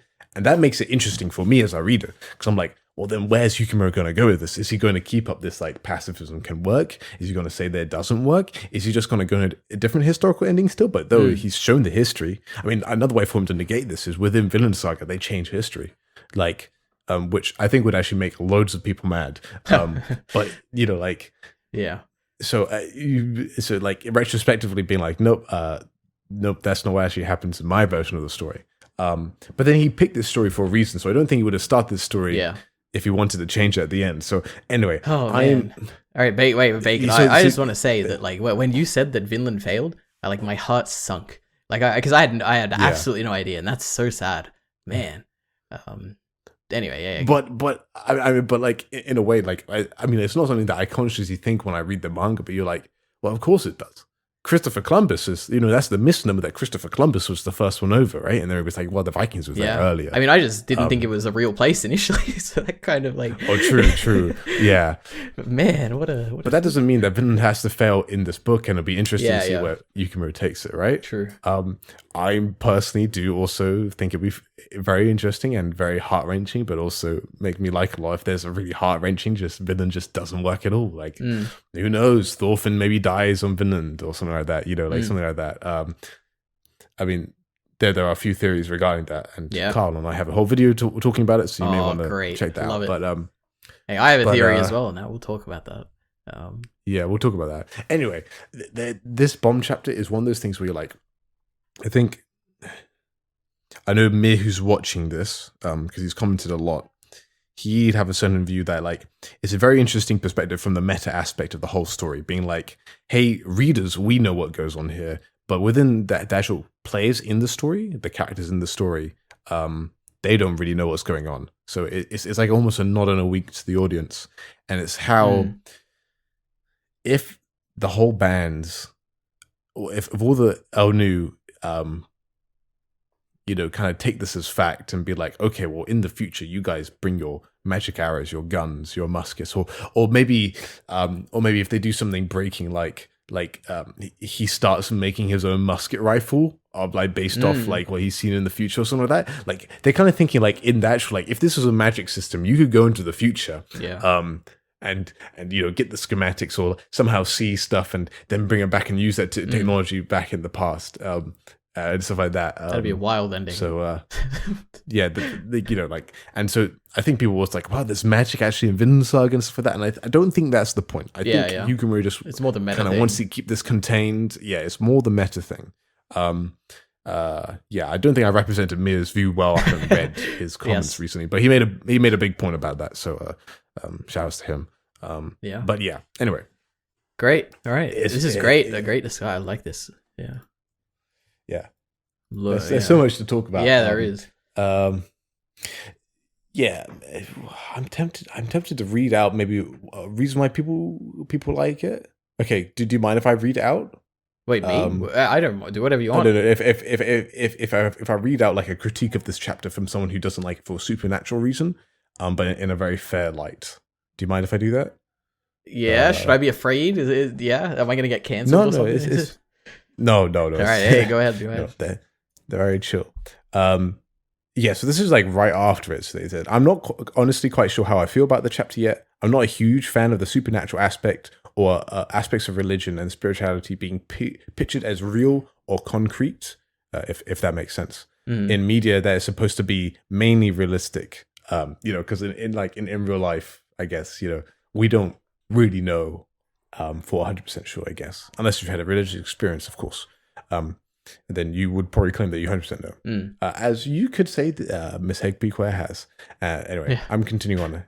I know VS has touched upon aspects of religion and Valhalla and used it in its narrative, which I'm fine with because it works with the story and the setting. But the fact that the vision includes actual historical effects was quite jarring, especially the things about guns and the bomb. I would have preferred if the vision of the Norse future colonizers committing if it to be a vision of the future Norse or future colonizers committing vulgar violence that is somehow logically completely isolated from the group. Something and a completely isolated group could be worried about when meeting a new people of very different people for the first time. So I think it's that kind of idea that it could be a bit more murky and not quite as clear that, yes, we're talking about this, it's literally the nuclear bomb testing site in Utah when America, did this. Or, I mean, they similar to Nisquadge's dream, right? Like that's more abstract. Yeah, exactly. That's very abstract. I felt the sun burning on me, like, and then you could be like, then you could have your head cannons. But I think she's talking about the nuclear bomb or something like that, or So I guess the main part I don't like about the chapter is that it implies that indigenous rituals or spirituality is incontestably real. However, I tend to trust the authors to handle their own stories, so I'm not exactly worried about the direction the manga is going in. I'm guessing the vision may be more something that leads the natives, at least some of them, to be especially mistrustful, which will be a factor in whatever comes next as conflict. in which case it doesn't matter if the vision is depicted as real future events or a vision that embodies a generalization of fear towards outsiders and their capacity for violence and disruption, since the main takeaway would be the fear and uneasiness that would result in the vision in either scenario. So yeah, I think that's a pretty fair take of someone who like the actual what their the main fear is that something they could like theoretically someone could just break the timeline or something like that. Yeah. But if it kind of results in a similar outcome that a more vague vision would be, then it's fine. Yeah. Okay. No, that's a really interesting criticism. Okay. All right. That's it. That's his vision. We talked about it. What a great discussion point though. Like that, I like it more just because there's so much to talk about. I think it's really interesting. Yeah. I mean, I'm similar in a way. Like the more stuff that can be said about it, the more interesting it is. And I don't know. And that's why Mishoku Tensei has some good stuff. I'll love to talk about in that. Yeah. Anyway, very controversial, particularly the anime, right? Yeah. Everyone watch Mishoku Tensei. Don't be a coward. All right, it's great. Anyway, don't complain about. No complaints. It's perfect. All right, because we all know. I don't want to hear any complaints about it being problematic. Yeah, no, right, Ari? Definitely not. Okay, so the final part in this Mi'kmaq people section is maybe we've talked about this. I guess it's just the fact that after his vision, he goes back and tells them, and it seems like most of the people still trust the Norsemen, right? So we talked about this a little bit. But Pulmuk, is that right? You think pronunciation? Yeah. Yep. All right. Well, he makes an interesting point about the benefit of wheat. Basically, he says the forest and the sea are fickle. Sometimes you spend a few days without catching anything. It doesn't matter. If we're hungry, we can do nothing but rely on the blessings of nature to survive. But not the fields. Food is born from the same place time and time again. We can create it as many times as we want with our own power. I thought that was interesting. I kind of like this, like, seeing something that is so, like, common or so obvious to me, like just having fields and stuff, and just seeing it, like, explored by someone who wouldn't be familiar with it. I just think it's interesting, like, seeing perspectives like that. Cool thing. But that's everything I've got about the Mi'kmaq people. So anything else about them, I guess. There's a lot in this book. Like maybe I touch on them in little bits. I don't know. But, yeah, I mean, so yeah, I love how Yukimura he humanizes the argument and writes it in a very clever manner to make it that these are the types of arguments that humans would make. They don't kind of leave their bodies and become philosophers and make the most articulate points that have been refined over centuries. He's giving the perspective of a Mi'kmaq person seeing wheat for the first time and finding out that, hey, having a consistent source of food is very useful. Yeah. And it's this balance of being like, well, how much do we preserve our cultural life? How we've done it for decades, if not centuries. I don't know how long the history there is, but or do we kind of adopt this new thing that is better, but do we lose something in doing that? That is quite a natural argument, and just how they kind of present it in a way like, Pulmug, he's seen the Norsemen. He's been like, "Well, hey, this is pretty good stuff. I haven't seen any reason to dislike them at all."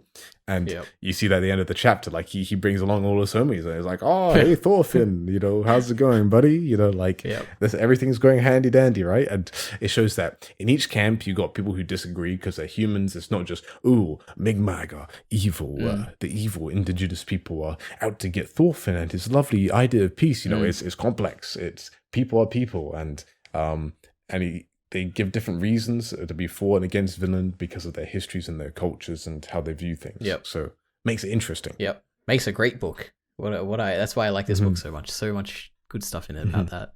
All right. Well, next up is Eyvar. Okay, anything else? Yeah. Yes. So so before you stop on the shaman was the first person that came to mind as the most dangerous man. Interesting. Okay. Because now he hates war because he hates what's going to happen. Yeah, he said, "I will do anything to stop this. Right? I will do anything to get rid of that," and that's what makes him dangerous. Because he is possessed by a belief of supernatural Oh, truth. that's He a knows great what's going to point. happen. Yeah. That he will do nothing to stop. He will say any kind of violence we have now like he knows is will right. be better. And this is the thing. This is the theory. The interesting thing is that him following his vision now and kicking out the Vinland settlers, right, through some means or another, is actually fulfilling his prophecy of the future, because it's not the Norse. Yeah, It's fulfilling history because they get kicked out. So it's this. I'm not sure if irony is the right word, but it's this kind of thing like in trying to stop the future, you actually only confirm it's happening. Yep. Changing the future will only make it actually go along that path. So anyway, interesting. It's quite interesting. Yeah. No, I never considered that. Yeah. Okay. Interesting. We'll talk. I want to hear your predictions at the end. We'll talk about that. The next section is Eyvar and his brothers. And the first thing is that Stork is smart. So I love Stork a lot. Just because. Or now Sturk. Sturk? Oh, do they still write Stork? As far as I'm aware. Well, there was a mistranslation, but like the official translation is Sturk, and they've tried to change it. So Eyvar, you would have noticed that it's IVAR now instead of is it? I didn't even notice. Now, yeah, yeah. So they've changed how they've. Yeah. Okay. Gangrad went to Ganglati. I noticed that one. Yeah, their names got changed. Yeah. Wow. Cordelia stayed the same though, so that's perfect. Based. Yeah. Well, Stork manipulates Cordelia by essentially, like, I think it's when Cordelia sees that he has a weapon, or Eyvar has a weapon, and Stork takes over for Eyvar because Eyvar is useless when it comes to arguing and convincing people. So he essentially tells her, like, he manipulates her, but not in like a crazy way. Like the things he says is like somewhat reasonable, where he's talking about how, from his perspective, maybe Thorfinn hates war because he's afraid, like he's weak, and maybe that's why he's afraid, and we have to help him, be strong. Which is manipulative, obviously, if you know why Thorfinn is afraid of war. But from Stork's perspective, if he is being genuine, it's pretty reasonable. But he's clever. Yeah, he's sharp. He thinks of convincing arguments. I like him. It's cool. If it wasn't for how he's portrayed sometimes he's like happy, innocent clam because his eyes take up his whole helmet sockets. And it's like, oh, this guy's he's a cutie. And other times he's got like the sharp eyes and he's like, what's underneath that helmet? Yeah. Is it Garm? Is Garm under the helmet? What? Is that a theory? That's really interesting. I love it. Some dude left like a 3-paragraph thing on one of my videos. And I told him I'd give him a shout out if it's true. Damn. Yeah, he deserves it. That's crazy if that's true. My goodness. Do you think we'll ever see if it isn't Garm? Do you think we'll ever see under the helmet? I hope so. I think so. It's going to be a massive reveal. I don't think maybe it's Thorkel. I think it's Thorkel. He just grows. It's like the genie. It's like, hey, a dude's already gone to the future with some. Anything could happen. Some weed, right? Anything could happen at this point. Maybe the shaman starts summoning fireballs. That was legit something in the thread. Oh, when that chapter came out, so funny. They're like, dude, I hate Vinland. Vinland Saga is ruined. He's gonna start summoning lightning. Oh man, that would be so amazing. If they committed to it, man, love it. Yeah, if you were just committed to it, it's like, okay. And now Thorfinn has to dodge all fireballs. That's because no one's stronger than him but now he's got to fight a mage. True. He's never fought a mage before. Yep. His next big challenge. Anyway. Okay. Next big challenge. All right. How to fight magic. This is a level 3 spell. And then he's allowed to use a sword, right? Because it's not natural anymore. And yeah, exactly. So Stork is great. And I wrote that he's kind of like Ivar's Hild in a way, like where you got in the thing you've got Hild arguing for Thorfinn, you got Stork arguing for Eyvar. It's pretty funny. Yeah. So the next thing, sure. Anything else? No. It is true. It's interesting the subtle difference between Hild and Thorfinn because Hild's so much more pragmatic and she doesn't seem as ideological. She sees the cynicism. She's much more cynical. Yeah. That's the best way of putting it. She's just like, they're going for this move. And Thorfinn's like, let's give him a chance. Give it a chance. Like, Thorfinn, you're too good, man. But that's what Stork says. Thorfinn's too nice to be a leader. He can't make the hard decisions. Well, the saying is that very often are great leaders good. Or something like that. To be a great leader, you have to forsake being good. Yeah. Okay, so next up, so Ivar raises a very interesting point. I can't believe it. He's a clever man after all. So when the 13 villagers disappear, he says that Vinland does not belong to you alone, to Thorfinn. And that's something I just hadn't considered. It just makes so much sense, where it really does feel like Thorfinn is like the owner of Vinland. Like, it's his idea, he's setting the rules, everyone's here following him, he's the leader. But like, why should he be? Like, what gives him the justification to be this leader? Like, just because he funded it, just because it's his idea? Like, that doesn't give him the right. Like, it's like a new land. Like, I don't know. I just thought it was a really interesting idea. And it brings up like the idea of you probably should have a more stronger democratic kind of thing. Like, you've got the thing, quote unquote, which is somewhat democratic, but still everyone looks to Thorfinn as a leader. Like, maybe you should have like a more established democracy somehow. I don't know. I thought he brought up a compelling idea. I was convinced by Ivar for a second. Yeah, I mean, I also like how that conversation there reflects the other conversation they had before with the most dangerous man. You know, it's by a campfire. Yeah. And all this stuff. So, yeah, I think it's also kind of calling out the readers as well, because we're so pro Thorfinn. We've been in Thorfinn's side. We're like, yeah, that's just Thorfinn's idea. We're all on Thorfinn. Let's do what Thorfinn says. You know? But it helps be like, hey guys, you know, Thorfinn's not the only one here. He has to take, and it kind of builds upon Ivar's a critique beforehand that it's an experiment. You know, it's almost like Thorfinn is trying to conduct like some sort of like science experiment where he's the main scientist and he's got all his lab rats that he's like testing out on. Okay, guys, have you signed up to this experiment I'm doing? Yeah, kind of thing. So, it's a good point. Good point. Yeah, good old Ivar. And unlike the previous discussion about the fire, it's Thorfinn that's left speechless. Yeah, true. Yeah, it's because he realizes his own hypocrisy. And not really, kind of, not really. But surprisingly, they also make another good point. I can't remember if it was Ivar or Stork, maybe both of them. But so they bring up the idea of building a fort around the ships. And besides the armory, like putting an armory there, I think that's a good idea, you know? Like, why not put up a fort around the ships? Like, even just for protecting against animals, or like, I don't know, why not? Like, it seems like a good idea. And then I guess the Thorfinn doesn't oppose it. Like, he's like, oh, you know, it requires unnecessary manpower and stuff, so that's why he didn't approve it. But to me, like, because we'll get to the emergency thing, there's a whole section on that, but I guess we could start talking about it, where like Hild brings up the idea that you know what? Let's talk about the emergency thing first before we talk about this fort, I think.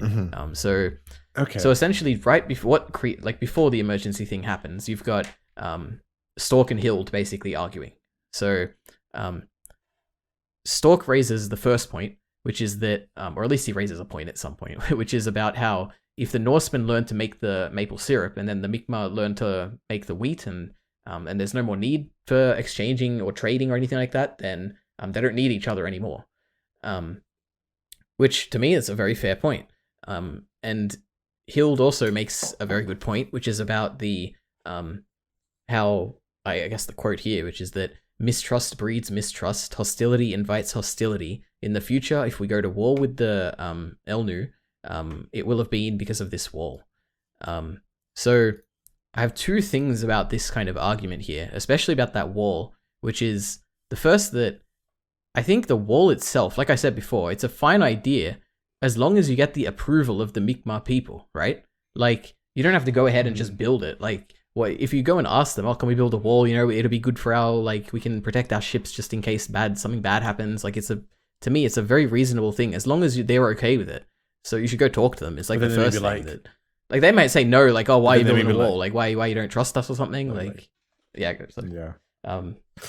So yeah, it is tricky, but I do. It is like Thorfinn and Hild's main point is that, like, we just don't want to get the slippery slope started. This is the same thing around the sword in a way. It's like, sure, having a sword just in case someone attacks you, yes, but Thorfinn doesn't trust anybody to be able to handle a sword well forever. Eventually, someone who has a sword will go do something stupid with it. It's inevitable, because it's not a 0% chance of happening. There, if you roll the situation enough times, it's gonna land on that side of the die, and someone's going to do it. aka Eyvar is going to do something. We've seen Eyvar when they first interact with the Norseman. He brings the sword and he draws it instantly, right? And that's how Cordelia sees him. Like he's so trigger happy. So like we realize that like that is kind of showing the point that like if someone's very quick to use a sword, well then like Thorfinn just doesn't trust anybody to use the sword. There's no point of it. Which brings up an interesting question, because after Hild's forgiveness, what's happened with her crossbow? I don't know. Oh, we'll have to I see didn't even realize. I don't know. Yeah.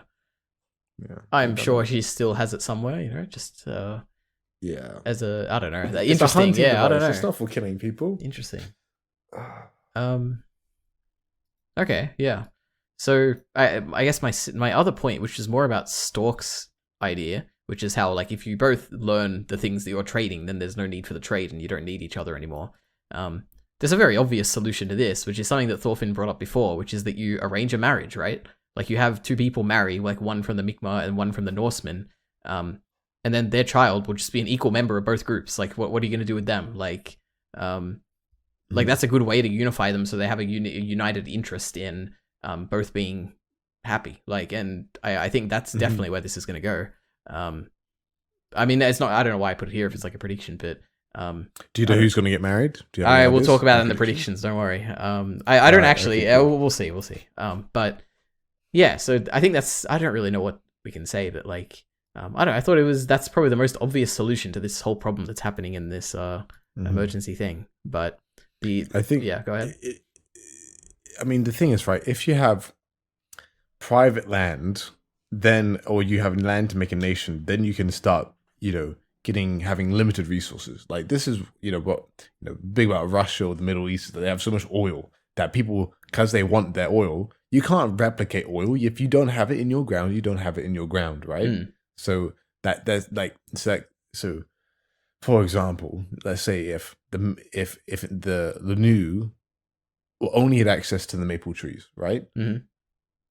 Well, then you can never get maple syrup. But then if you attack them and if you attack them, but that's the idea. Like trade will stop the attack. So Stork says, well, then we could just replicate what they're doing. There's like, well, no. Like if they have exclusive access to a item, then you have to trade for it, or you fight over it. And since we don't want to fight over it, we'll make them dependent on us because we have one thing that they want. That's the idea. But then, as we've seen in real life, Russia did go to war. And the war still happened despite this. So anyway, but yeah, I think that's another thing. But interestingly, is that in the chapter with Cordelia getting peer pressured by Sturk, is it starts off with interesting, like Carly arguing about a swing with someone and them getting possessive of a swing, and then it just contrasts that with two men arguing over land. And then Thorfinn's kind of rubbing his chin and being like, I didn't realize private land was so important to these people, or something like that. So, I just thought, like, I brought up that point that, like, how that trade thing can work, but Thorfinn hasn't put that puzzle piece together, that having an exclusive nation where you have borders and stuff, which may not be, because that's kind of building the wall is like building a fort. You're building a border. So, can trade happen without borders? Well, I don't know, I mean, it definitely can, right? I mean, like... Well, it definitely can, but can this exclusive trade, like, because eventually, if they want to, if there's no borders, Eyvar and gang can just go and harvest whatever they want from the forest of the other people, Well, I don't know. That's why I think the solution here is to see the other people as one of your own, which is to have, like, the marriages and stuff, right? Like, where you see them as equals. Like, I think that to me, that's the solution. It has to be. Because maybe like I guess that solution of like having your own country or your own like borders and stuff, I guess that makes sense, or it's the most practical solution. Whereas this one is kind of like a utopian solution, where it's like, we all get married and we all love each other and we're all the same people. So I guess it depends on if you think it would be more of a utopian kind of solution or like a more practical kind of one. I don't know. Yeah. All right. Next point about the emergency thing is that I guess that's all before the emergency thing. Apparently, the next thing is that the emergency thing happens, which is all about whether or not we must arm ourselves.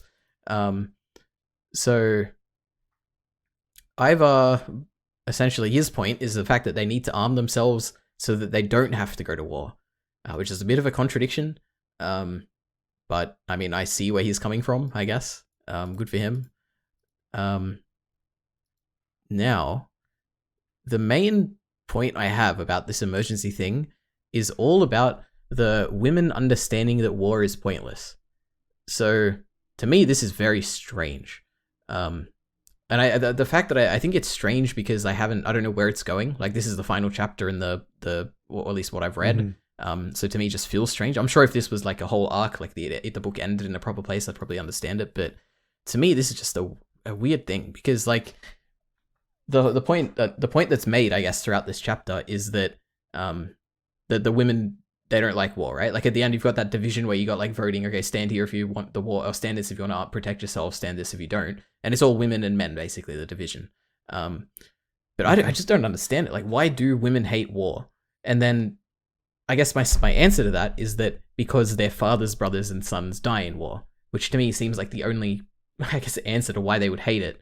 But then if that is the case, then why don't young boys also like hate war? Because I'm sure they have fathers and brothers who die in war. So then is it society itself which is telling women to hate war, and that boys should love it, right? Essentially, this whole like the narrative bringing up the idea that women hate war is just very confusing to me, and I don't understand where it's going.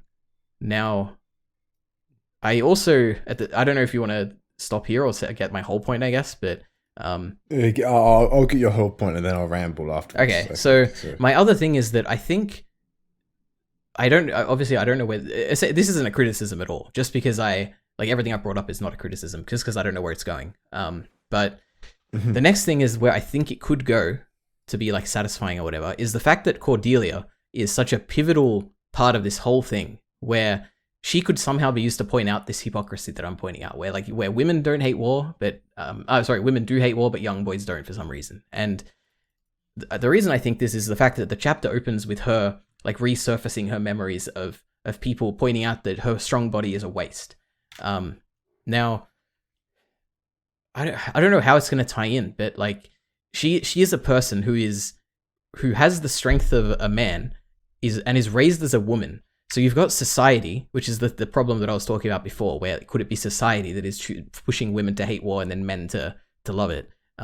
You've got society pushing her in both directions, where you got this example where you've got Gudrid in this book telling her that, oh, you're a woman. Thorfinn said you can do the women's work. And then at the same time, you've got Eyvar telling her, come help us build the houses. We need your strength. And then in that case, Cordelia says, you know what, my strength, I don't want to waste it. I'll go and help Eyvar. Like, it's such a waste to not use it. So I don't know where all this is going, but I think to me it's very clear that Cordelia is like essential to understanding this whole male-female division that's going on in this argument here. Mm-hmm. But that's, I don't know. What do you think about all this? Essentially, to summarize it, I don't understand why women are being portrayed as hating war, essentially, and I think Cordelia is essential to that. So what do you think about all this? So yeah, this chapter also kicked up a lot of dust. People generally liked it because I thought the whole conversation was incredibly tense. To create that much tension within me as a reader in 24 pages is immaculate, because we know Cordelia knows about the sword and there's a back and forth. Good gets a bit feisty, Eyvar gets feisty, things get heated up, then the sword is shown, then Thorfinn has this panel where he's actually mad for the first time on Vinland. It's like he's actually angry, and you're like, oh crap, Thorfinn's going in now. Yeah. Sturk kind of realizes that Thorfinn's angry, and he's like, okay, quick, everybody vote. And then Hild's like, oh crap, he's played this too well, he's played the politics game too well. Yeah. And so then, then they all vote, and interesting, Sturk's also like, oh yeah, children can vote too. Yeah. Which I haven't got to the bottom of, but he is like, yeah, children can vote. For someone as calculated as him, it seems like an unnecessary risk. Yeah. But maybe he just knew that they'd have the numbers anyway. I don't know. There's different ways of thinking about it. But yeah. So it did rub me the wrong way, and many others, that it was just such a stark divide. Like, if it was just majority women on one side and majority men on the other side, then it'd be more understandable. But it's so clear and binary. It's a bit weird to me. I would have thought that some women to be kind of like what Stork suggested, is that, hey, I want to protect. I want, I'm scared. I want people to protect my kids and stuff. Like I care about that a lot. So you imagine from that, it's quite interesting. So the key thing is, this is Village Arnid, and you'll see the statue pictured a lot throughout this chapter. And what's Arnid's story? Arnid's story is of men that went off to war for a pointless reason, just to find some free iron. And then their village gets raided because all the men go off and fight a stupid war. And it becomes so much worse for them, right? Yep. That's like part of Arnid's story, and they just didn't wait out the storm. And I think it's kind of building off that lots of time, and I think I can't answer your question. It's definitely a cultural critique. I think it's 100% there. It's not biologically saying that men are wired to war, because otherwise Cordelia would want to go to war. If it's like something biological, Cordelia is biologically a male. They haven't gone through any transitioning, any surgery, because they don't have that at the time, right? But she just, chooses to identify and be shown as a woman because she was brought up as a woman, right? That's the kind of conflict there. Not conflict. That's just how her character is. And so it's like the men that go off to war, and the women are just like, well, lots of time war is pointless. You guys are just having your fun and games, even though it's not. But you're like, the culture is telling you have to love war, and why are you going there? It's completely pointless. There's no point of doing it, and we're just waiting for you to get back into the field and do stuff that actually matters. Help our family raise it, and like, I know you may bring gold and plunder back, which has been shown to be liked by women. If you think back to chapter 2. When they come back from their big horde, all the ladies are like, oh, look at the men coming back from their war and stuff, Yep. So, but particularly for these Greenland women, if you like these Greenland women, they came on this trip because they didn't want war. That's Thorfinn's proposal. He's saying, we are going for peace. We are having no swords. This is a contract. You don't come on this trip unless you agree, right? We spelled this out at the previous thing back on Iceland. Yep. These are people from Iceland or from Greenland, and they haven't known war, and lots of the men haven't known war either. You think about Thor's in Iceland, as you got that panel of him with his head down, and everybody else is cheering because they're going to war. Yes, war. Yep. And it's this kind of cultural thing where everybody kind of grows up where they don't actually know what it's like. And Gudrid kind of makes this point because she's one of the few women where she has been in war, and she's like, it's completely pointless. And I think that's where the gender divide is, and there's a critique of Norse culture and this idea that this kind of almost, men trying to fight each other, and this is almost, people bring up toxic masculinity, which I think gets a knee-jerk reaction out of people because, Yukimura doesn't know the phrase probably toxic masculinity. He's probably isn't referring to this concept. He's Japanese, right? Yeah. But yeah, I think that's the kind of idea. I feel like I'm not explaining my point super well, but if you watch Carl and I's discussion on it, we kind of go over a lot of stuff. Oh, hell yeah. Yeah. However, there is an issue that has been brought up, which I don't actually see as an issue, but people have brought up, and that, like, I initially thought, because I first went, like, for the first time when Carl kind of thought about it, is Cordelia going to end up not being trans by the end of it? Because she's like, oh, I'm not a girl. I was only a girl because I thought to be a man I had to like war, and I do not identify with that. And she kind of has this moment, an epiphany, where she's like, oh, men don't have to like war and this stuff. I don't think that's necessarily a bad thing, because I think, I know some people, as soon as they see that person, they latch on a certain real world analogous representation of them, or what they're trying to represent in our real world. But as we kind of talked about last time, Cordelia isn't exactly a trans character, because she's not lived the conventionally trans experience. So I am happy for Yukimura to take where this character, he thinks it goes thematically with what he's trying to say, rather than necessarily trying to increase representation for oppressed people in a modern sense. Because I don't think that's what Yukimura has tried to aim to do with his manga very much of. I know with the Lanu people or the Mi'kmaq people, he's trying to give them good representation, but anyway, like it's hard for me to say, because it's not a situation that is close to home for me. I know people who identify this, and so I know some people get maybe hurt by it and offended, but I also think Yukimura, it can't be bad trans representation if Yukimura isn't trying to do trans representation. Yeah, absolutely. Like that's kind of what I'm getting at. And instantly when people read this, no matter what side of whatever aisle, people who are transphobic or not, they may be like, oh, this is a trans character. Oh, why is Yukimura putting trans? Why is he going woke on us? Or, oh, here's a trans character. It's really interesting that Yukimura is going with this, or whatever. Right? Like, but is it? Is it? Like. Yeah, maybe, I guess maybe not. Yukimura is doing his own thematic thing that he wants to talk about, right? And so we just kind of watch how he does with it. So yeah, that makes sense. I mean, I see. Like, so you were saying that maybe she could give up her female gender, right? Like that's a possibility of the story. I think the way I see it as of now is that maybe the point of her character will be to prove that the gender is meaningless in this society, like this artificial distinction between female and male in. Or men and women, I guess, in this case, of the like in terms of the voting. Like I don't know what I can't piece it together, but I feel like there you could have a narrative where exactly, where like the men don't have to love war and the women don't have to hate it. Like there's some way that her that she could be used in that way to point out kind of this arbitrary distinction that's being made just based on gender. Like I don't know what it is, but I think that could be it that way as well.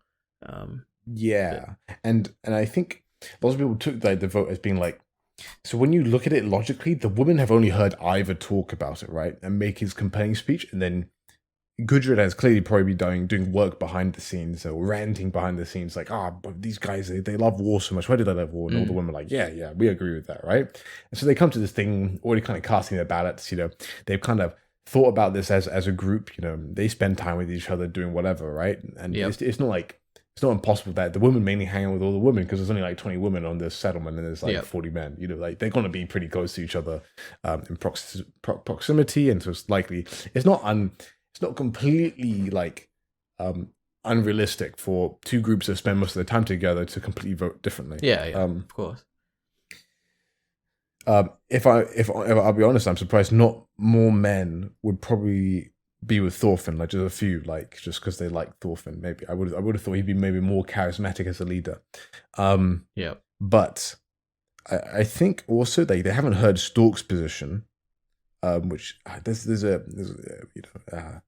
a Tryhard, also known as Vinhard, who's also making a video for this collab, which you've probably seen him. He made a YouTube comment, which I can try and find, which is an interesting kind of like, it's actually on the bottom of Carl's video, so you'll see him talk about it, but like how he kind of explains, like from his perspective, like how he kind of copes with it or understands it, is that like Sturk hasn't made his point yet about, all they know is that this big meathead Eyvar, who's big macho man, which maybe appeals to lots of the men, but doesn't to the woman, is a very big stereotype of this. And he's like, we need to go to war, or we need to prepare for war. And Ivar's whole thing is, right, we don't want to go to war, but if they attack us, we need to be able to defend ourselves. End of. And if we don't have swords, we can't defend ourselves. That's his argument, right? Yep. And if they see that we have swords, they won't want to attack us. So that's how having weapons for war will prevent war. That's the nuclear arm. That's the nuclear thing, right? Nuclear weapon argument. And so all the men see this much of a man are like, that makes sense to me. And they kind of have this cultural identity because they play fight war. They're like, okay, yeah, and maybe if there was war, I wouldn't mind going to war. On the down low, and then kind of Gudrid kind of calls them out for it. But then Sturk makes a much more compelling position, which will probably be more compelling to the woman after they've already voted, where it's like, hey, some men are just cowardly. We are scared. We are fearful. We want to defend ourselves. It's hard for us to go to bed at night not knowing, without a way to protect ourselves, which makes sense. Like what happens if they attack us at night? We want our sword to be close, so we can defend ourselves. And it's a much more understandable and reasonable version of being fearful than someone who's like Mr. Uge, who's just like crying about how the evil natives are probably conspiring against us. A big farmer, not big farmer, but I mean like big Migmark is conspiring, and they make a good point, right? That look, we're literally invaders. We're kind of coming onto this land unannounced and just making it our own, Yep. Like, if someone just turned up on your doorstep and was like, "Hey, we're here now," you're like, "Who are you? They're coming over with all this fancy gear? That's weird. What? Maybe are there motives? You know, there's reason to think that the natives would be fearful of them, right? Yeah, burning down the forest. Let's go ask them. Hey, good thing, nice. Bug Eyes brought them along, and then we have to see next chapter what happens. But yeah, exciting. I'm so looking forward to that. Sorry, I feel like I've gone on so many rambles. No, this is great. There's a lot. Yeah. It's the latest chapter. You probably have a lot of thoughts on it. Yeah. I will make one more point. Yeah, go ahead. If you hadn't figured it out, the final most dangerous man, which is more of a theory, not confirmed yet, but I think that's Sturk. I think Sturk is another most dangerous man.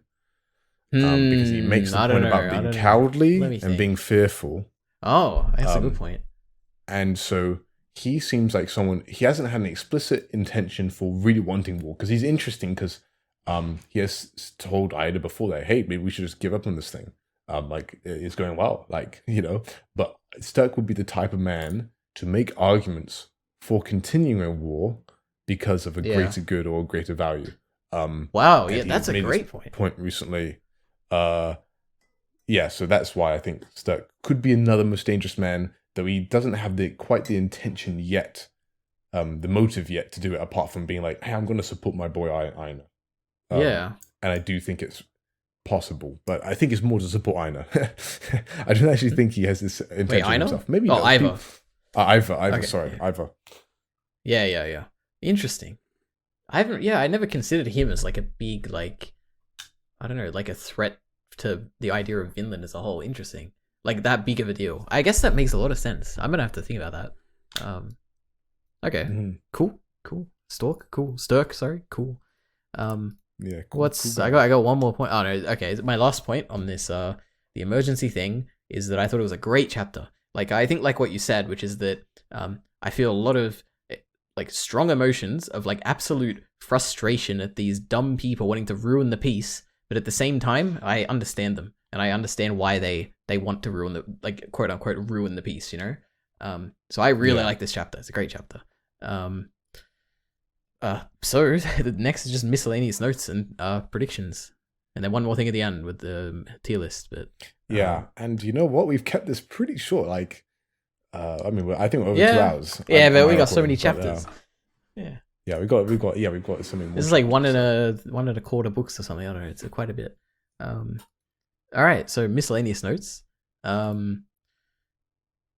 Oh, okay. So the first one about chapter 76.5, which is the prologue flashback with that man with a raven chasing Thorfinn. So what's going on here? I have no idea. Like, that was a Vinland Saga X Assassin's Creed Valhalla promo.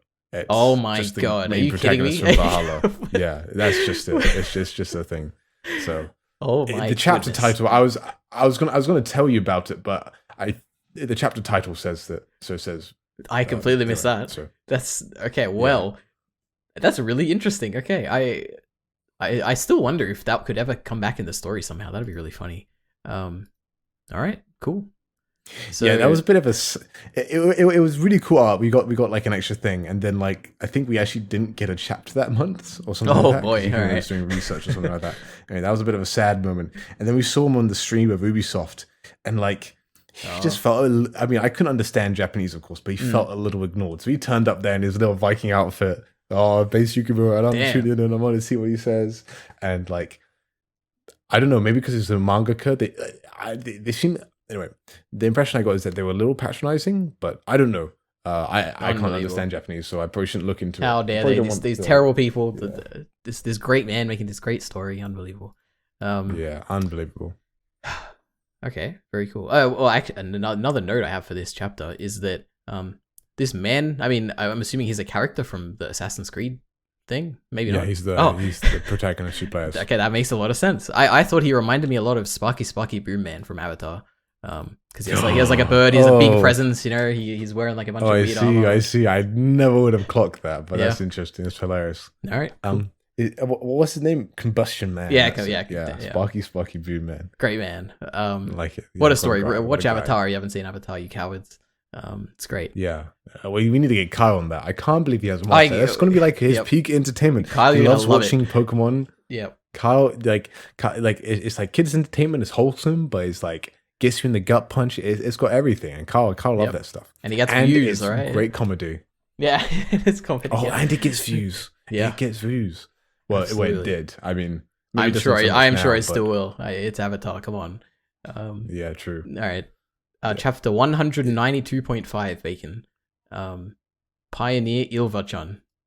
What is this? This was a chapter that wasn't even in the art style of like the usual story. Like I don't know what this is. Yeah. So within the cursed Vinland Saga lore, Yukimura, for whatever godforsaken reason, decided to allow someone else to do a funny spoof over manga. This is way back, like in prologue days. This is like in Iceland, so it's like a little thing.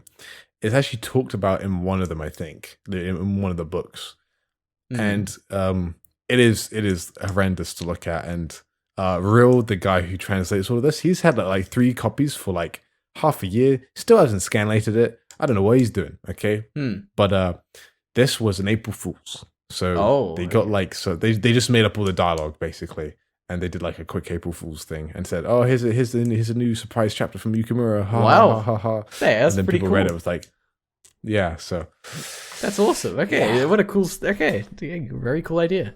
I'm sure people were not happy, but that's I like that a lot. Yeah. Well, the Valhalla one, people did pop off. They're like, "Oh, Bjorn, Asklad." Yeah, true. They're like, prologue Thorfinn, pop off. Yep, and it's all for a game. And I was like, yeah. And I was like, get these bad characters out of here. They're both Oh, dead. yeah, boring. No Yeah, come on. Boring. Prologue bad. Prologue like 0 out of 10. There's Vinland stuff. Let's get back to peak Vinland Saga here, okay? Absolutely. Let's All right, next miscellaneous note. I'm glad that we got unique chapter titles back. It's still like we go between unique chapter titles and like part 1, part 2, blah blah blah. But when we get them, I like them a lot. Like for instance, the Hild forgiveness chapter. I can't remember what it was called. It had a good title. Do you know what that title was? Hild and the Winter Forest God, or the Forest. No. The where she's forgiving Thorfinn. That one. Oh, the day. Oh, the day. Yeah. What a great title. My goodness. So yeah. And now the current arc we're in is 1,000-year voyage, which implies so much. Oh, what do you like a voyage to the future in 1,000 years? Because we're 1,000 years, so it's going to be 1024, something like that. So 1,000 years in the future, that's 2024 when this manga will probably end. There's something about it. It's almost like a message to you 2,000 years from now, like in Attack on Titan. Like that's so, you know how I interpret it? Just like straight away, like the vision he saw of the next 1,000 years. That's what I interpret it as. Yeah, exactly. It says that as well. So, yeah, cool. So many ways. It's interesting. Exciting arc. Talked about the art being better. In the beginning of this book, we see Gudrid's brother Otto. Now I'm currently working on a video on chapter 106. And I remember in their flashback, he is in it, and I thought it was a girl. I thought she had a sister. Yeah. So this whole time, I don't know is this the first time we get it revealed? Because I was like, wow, that changed. Yeah, I didn't know that. I think so. Yeah, cool. That was a miscellaneous note. And he may turn up on Vinland. Like I don't know. He said he was kind of coming. I don't know. Don't know what's going to happen with that. That'll be interesting. Yeah. Just like I when Thorkel gets the tier list because he's. Yeah. I didn't include him on the tier list because I have no clue. I mean, he said like 2 lines. Like he's very small. Yeah, exactly. He just made fun of Thorfinn being short. Yeah, I mean, he's smaller than Gunnar, and Gunnar's not on that tier list either. Yeah. All right. Oh yeah, true. Yeah, screw Gunnar. Yeah. Get him out of here. Get him out of here. All right, next point is about Carly just being awesome because he's a natural genius. As we said, great man, great kid, boy I guess. With a big brain. Yep, and he wants his swing. That's his swing. No one gets in his way. Yeah, no one gets that swing. All right. Next up. Well, the cool thing is that you see him hanging out with the same girl that he fights with the swing later on. Yeah, you do. In later chapters, so it's cool. Yeah. And I think they're like sitting on Cordelia or something. Like, this is great. Yeah. It's super cute. Next up is that we get the Bacon. I don't know what you're gonna think about this, but throughout this arc, we get so much narration. It feels like ever present. There's always these square bubbles with like a narrator talking about like real world and comparing it to the story, or like explaining large scale things that are happening in the village, like, oh, they planted the wheat or blah blah blah. And it reminds me so much of Hunter x Hunter, and the best aspect of Hunter x Hunter, which is the narration. I love it so much. Yeah. Well, I don't have to listen to it, so I'm happy. I'm happy. Yeah, exactly. True. I can read it. I'm happy. If I had to listen to that stuff, Vinland Saga could go down the drain, fam. Unbelievable. It's awful. I can't believe it. All right, one day we'll talk about Hunter.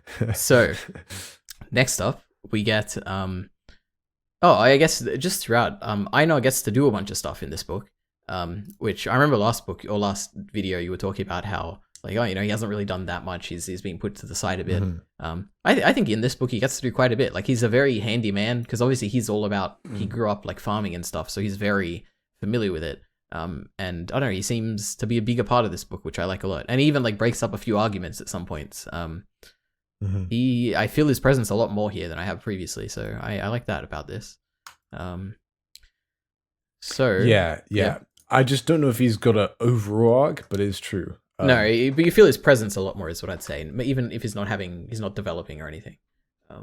Yep. Yeah, for sure. Next up is Nisquaji. Oh no, Jesus, Nisquajija. Is so cute, Bacon. I can't believe it. And her dynamic with Bug Eyes is just so great. I love it.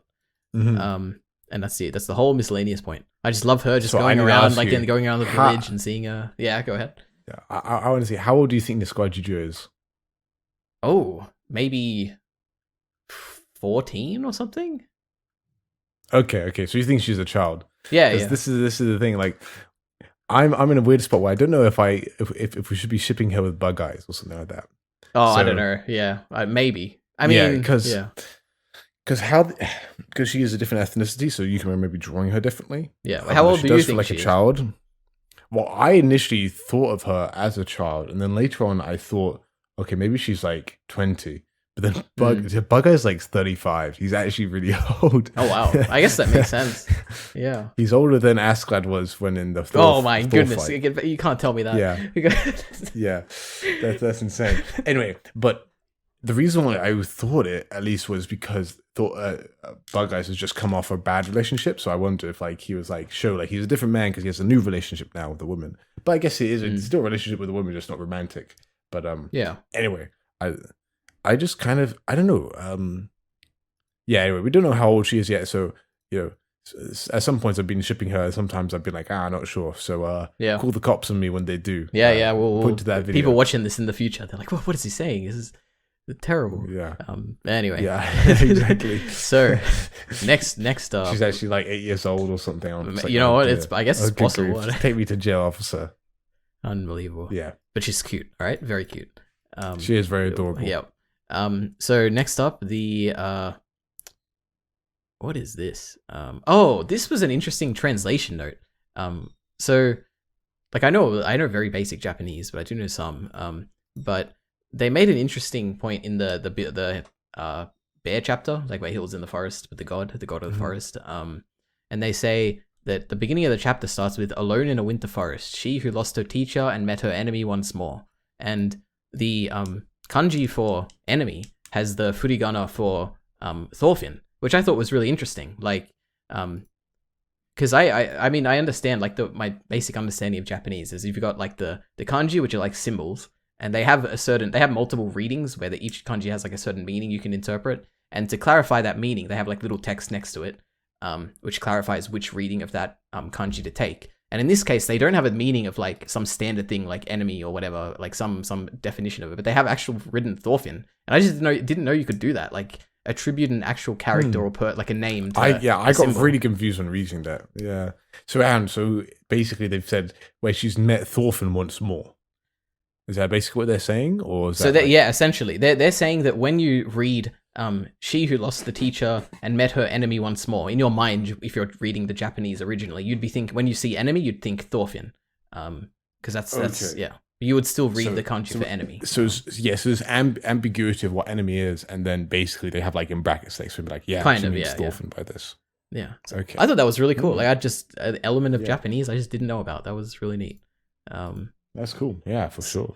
So next up, we get I could have probably talked about this more. We get a short Thorfinn Canute interaction in that in Vargar's like backstory chapter, which is awesome. Love that chapter.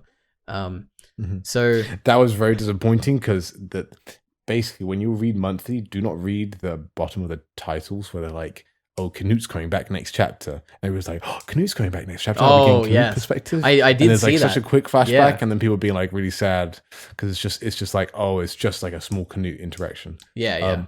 Another thing is that in some pictures, Yukimura forgot his beard, and then he said on Twitter before he posted, he was like, "Oops, I forgot his beard." Oh, I didn't even notice. That's awesome. What a great man, admitting his faults. Yeah, for sure.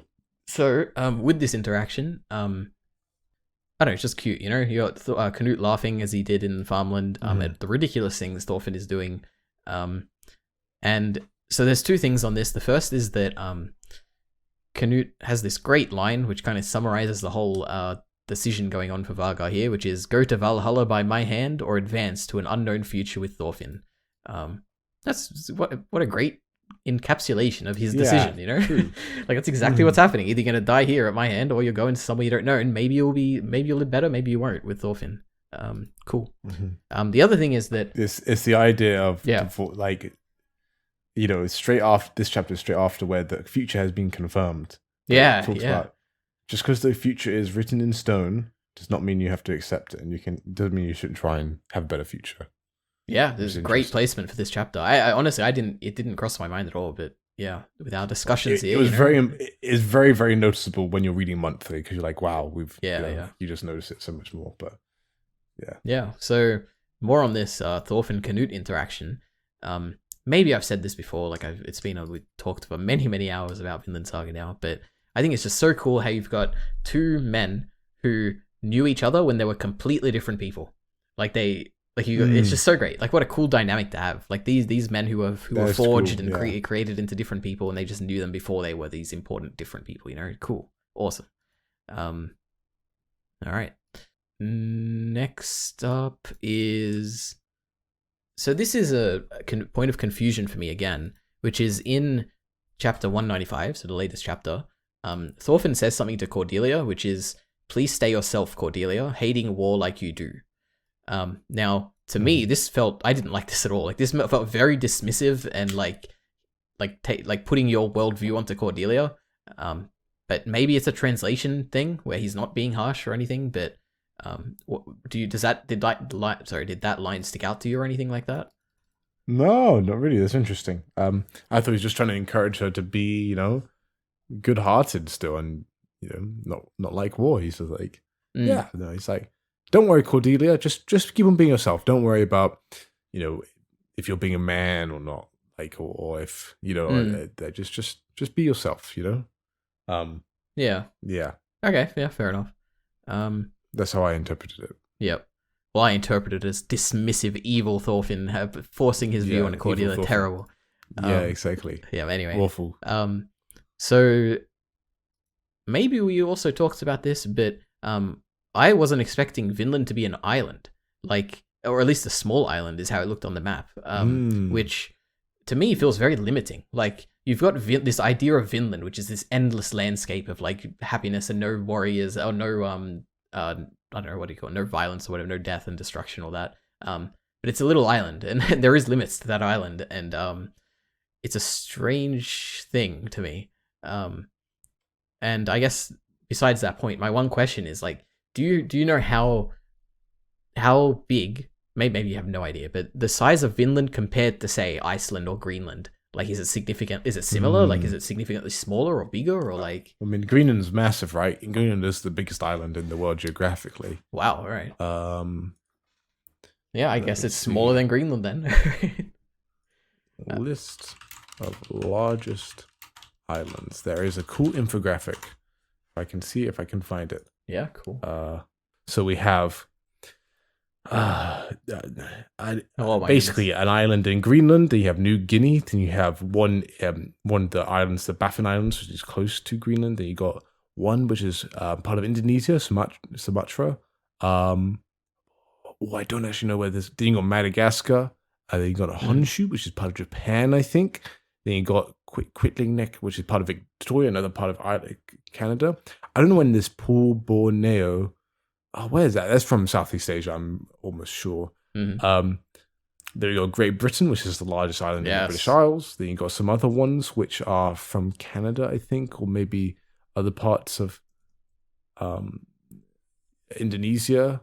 Mhm. The one of them's from New Zealand, because New Zealand is made of 2 islands. Then you got Oh. Newfoundland, Yep. Okay. which is above, Yep. above Prince Edward Island. Then we keep on going down to Cuba, Iceland. Mhm. Then you got Ireland, Hokkaido. These are just ones I know. Sri Lanka. I don't think Sri Lanka was that small. Tasmania, which is you know Yep. to Of course. Of quite course. well probably. Then Taiwan. Then you got yeah. Vancouver Island. Oh, You got I've Sicily. been there. So we're going all the way down. I have not seen Prince Edward Island. I would have thought it'd been on here. Is Prince Edward must be Island tiny. not on here? Oh no, Prince Edward is right at the bottom. It's 5th from last. Oh my goodness, it is. Jeez, that's Vinland right there. So Yeah, it's the limited, tiny little Vinland. I guess that is. There was a tweet he made about Edward Island, but yeah, All right. I guess it does look like that. I thought it was more spherical. I think the one they're in on I don't actually. Maybe they're not on Prince Edward Island. Maybe they're on another one. Oh yeah, they're on the island above it, which is actually very similar in size. Oh, Is it okay. on here as well. Wait, so it's even smaller than this? Yeah. So no. It's bigger. Oh, so okay. it's called Anticosti and Anticosti. So let me just zoom out a little bit and give people the kind of the idea of where they are. I think they're on Anticosti because that was the more round one. Mm-hmm. Let me just send it in chat. The geography is interesting, but I actually didn't really think about that. Yeah, they are on a small island. Hey, it looks pretty big in that map. But I guess America or the US is a lot bigger than that next to it. But Yeah, this is also a weird projection. I think, true. So, anyway. Interesting. All right, geography, Cool stuff. Cool stuff. I never would have heard of these islands before Vinland Saga, so thank you, Yukimura. Yeah, thank you, Yukimura. Okay, next miscellaneous point is that I am like 100% certain that there have to be a lot of memes about this particular panel. So I'm going to send it through. This is Thorfinn holding a piece of bread. So are there a lot of memes about this, Bacon? Is this a common meme? No, there's not. I can't believe it. That's ridiculous. The Vinland Saga meme situation is pretty weak. Unbelievable. Generally. I feel like I'm sometimes the only one memeing. I'll join you, I'm sure. Come on, people, get better. Yeah. Come on, get better, people. All right, disappointing. So, yeah. No bread memes. Okay, next up. This is like a kind of personal thing. Maybe you can't relate to this. I don't know. But this face from Eyvar, it feels so familiar. Like I've seen it before. Oh, yeah. Wait, could it be a Thorfinn face? Now that I think about it, is this like a? I think it's a kettle face. Kettle. Oh, that's Oh, what it reminded me of a little bit. wait. Or maybe it's what he says, because I think the only person to use the word Oh no, in Vinland Saga is kettle. So that would make a lot of sense. Oh no, I can't think of a kettle. I can't even honestly a Thorfinn. I can't even think of one. Yeah, they're very, yeah. No, I know exactly what you mean. I didn't actually look into it, but yeah, I've looked at that and be like, I've seen that face before. All right, good. That's good. Someone in the comments, let us know. I'm sure someone out there knows. Okay. Next miscellaneous point. It's a big one that Gudrun's pregnant. Crazy. Oh yeah, I forgot about that. Yeah. Which I don't have any points on this. It's just interesting. Carly's gonna have a sibling. And Thorfinn's gonna be a dad, like Thor's. You made this prediction, bro. That's very true, actually. Yeah. It's gonna be interesting. I'm just a genius, by the way. Predicting all these things. Yeah. Yeah, exactly. All right. I think Yukimura is the genius here. Actually, he just lets smart people figure it out. True. He's a wise person, taking the wisdom from other wise people. Yeah. So, another point of confusion, Bacon. Oh, my second last miscellaneous point as well. So Thorfinn creates a cenotaph. I'm gonna paste the word right there. Okay, yeah. And he says it's a monument to console the souls of the dead, and he writes FRIDR on it. Now, is this something? Has this happened in the story before? This word, like, it vaguely reminds me of something, but. So I think, in my opinion, I think this was a bit of a mistranslation by the translation team. No. Because even if it's more accurate, it's not what Vinland's used before. My prediction is that for the official Vinland Saga translation, it will be a barrow, not cenotaph. Because in Farmland, Thorfinn, when he's talking to Einar in chapter, I want to say 88. Yep. Is 88? Oh, I have no idea. 80 something. Maybe it's 82. Maybe it's 82. Actually, I'm going to say it's 82. Locking that in. All right. Perfect. He says, "I will make a barrow for the dead." So shout outs to my boy. Oh, okay. Ox System for basically he had like this theory that they're gonna make a barrow for the dead. They're gonna make a barrow for the dead. He was like saying every single chapter.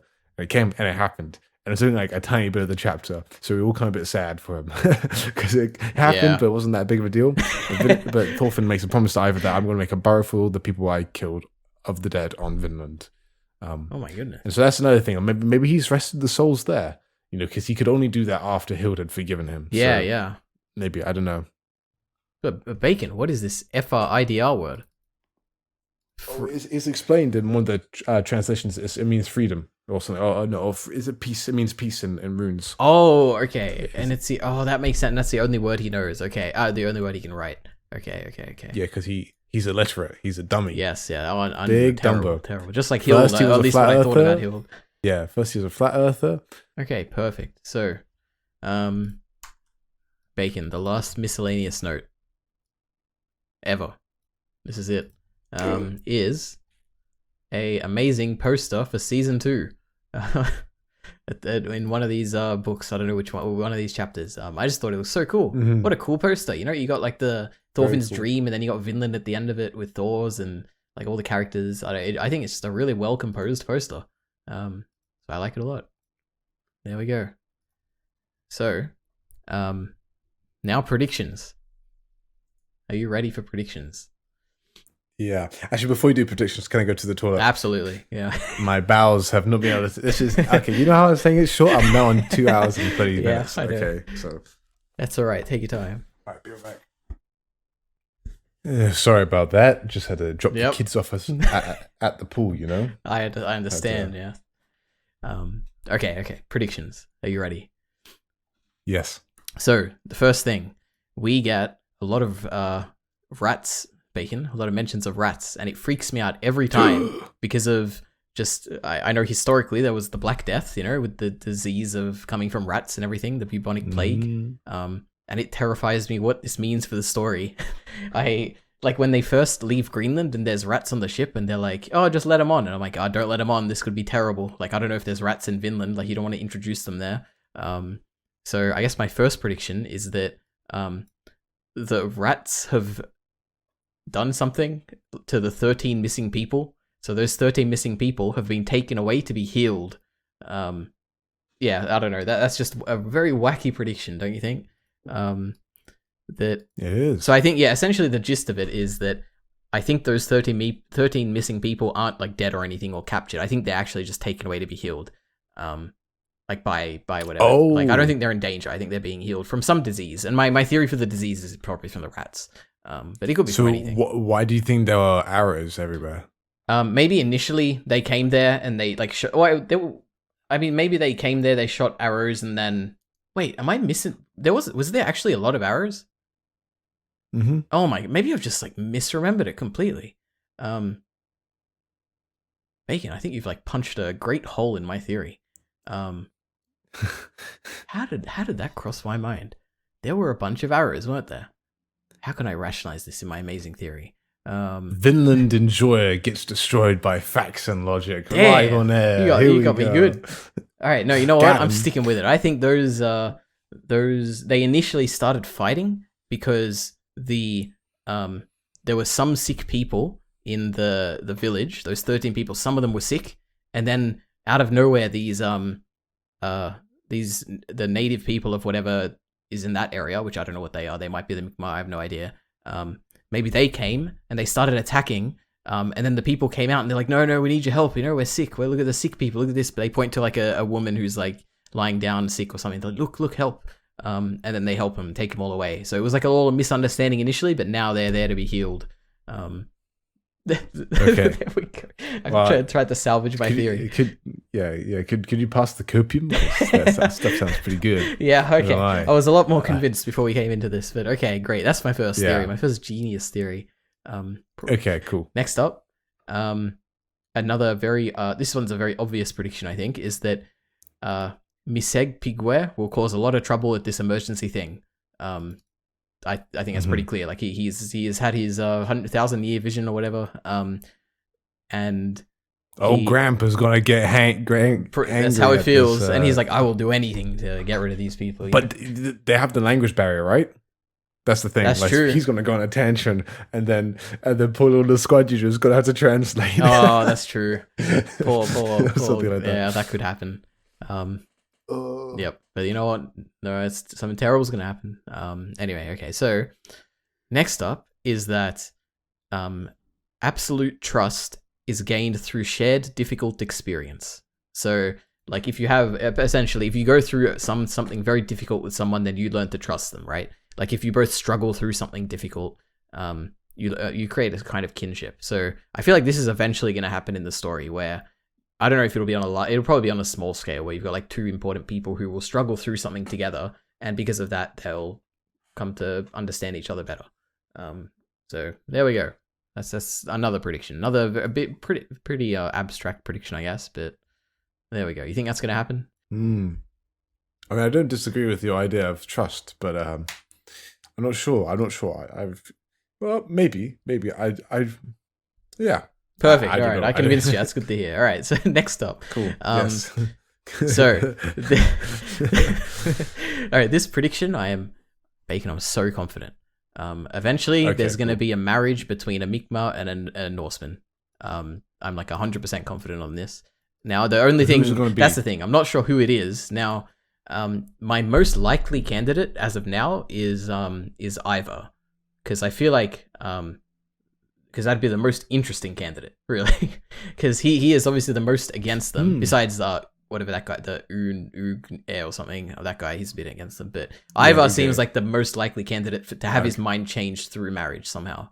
I don't know how it would get to that, but I feel like to me that's just so interesting. If he ended up married to someone that he's afraid of.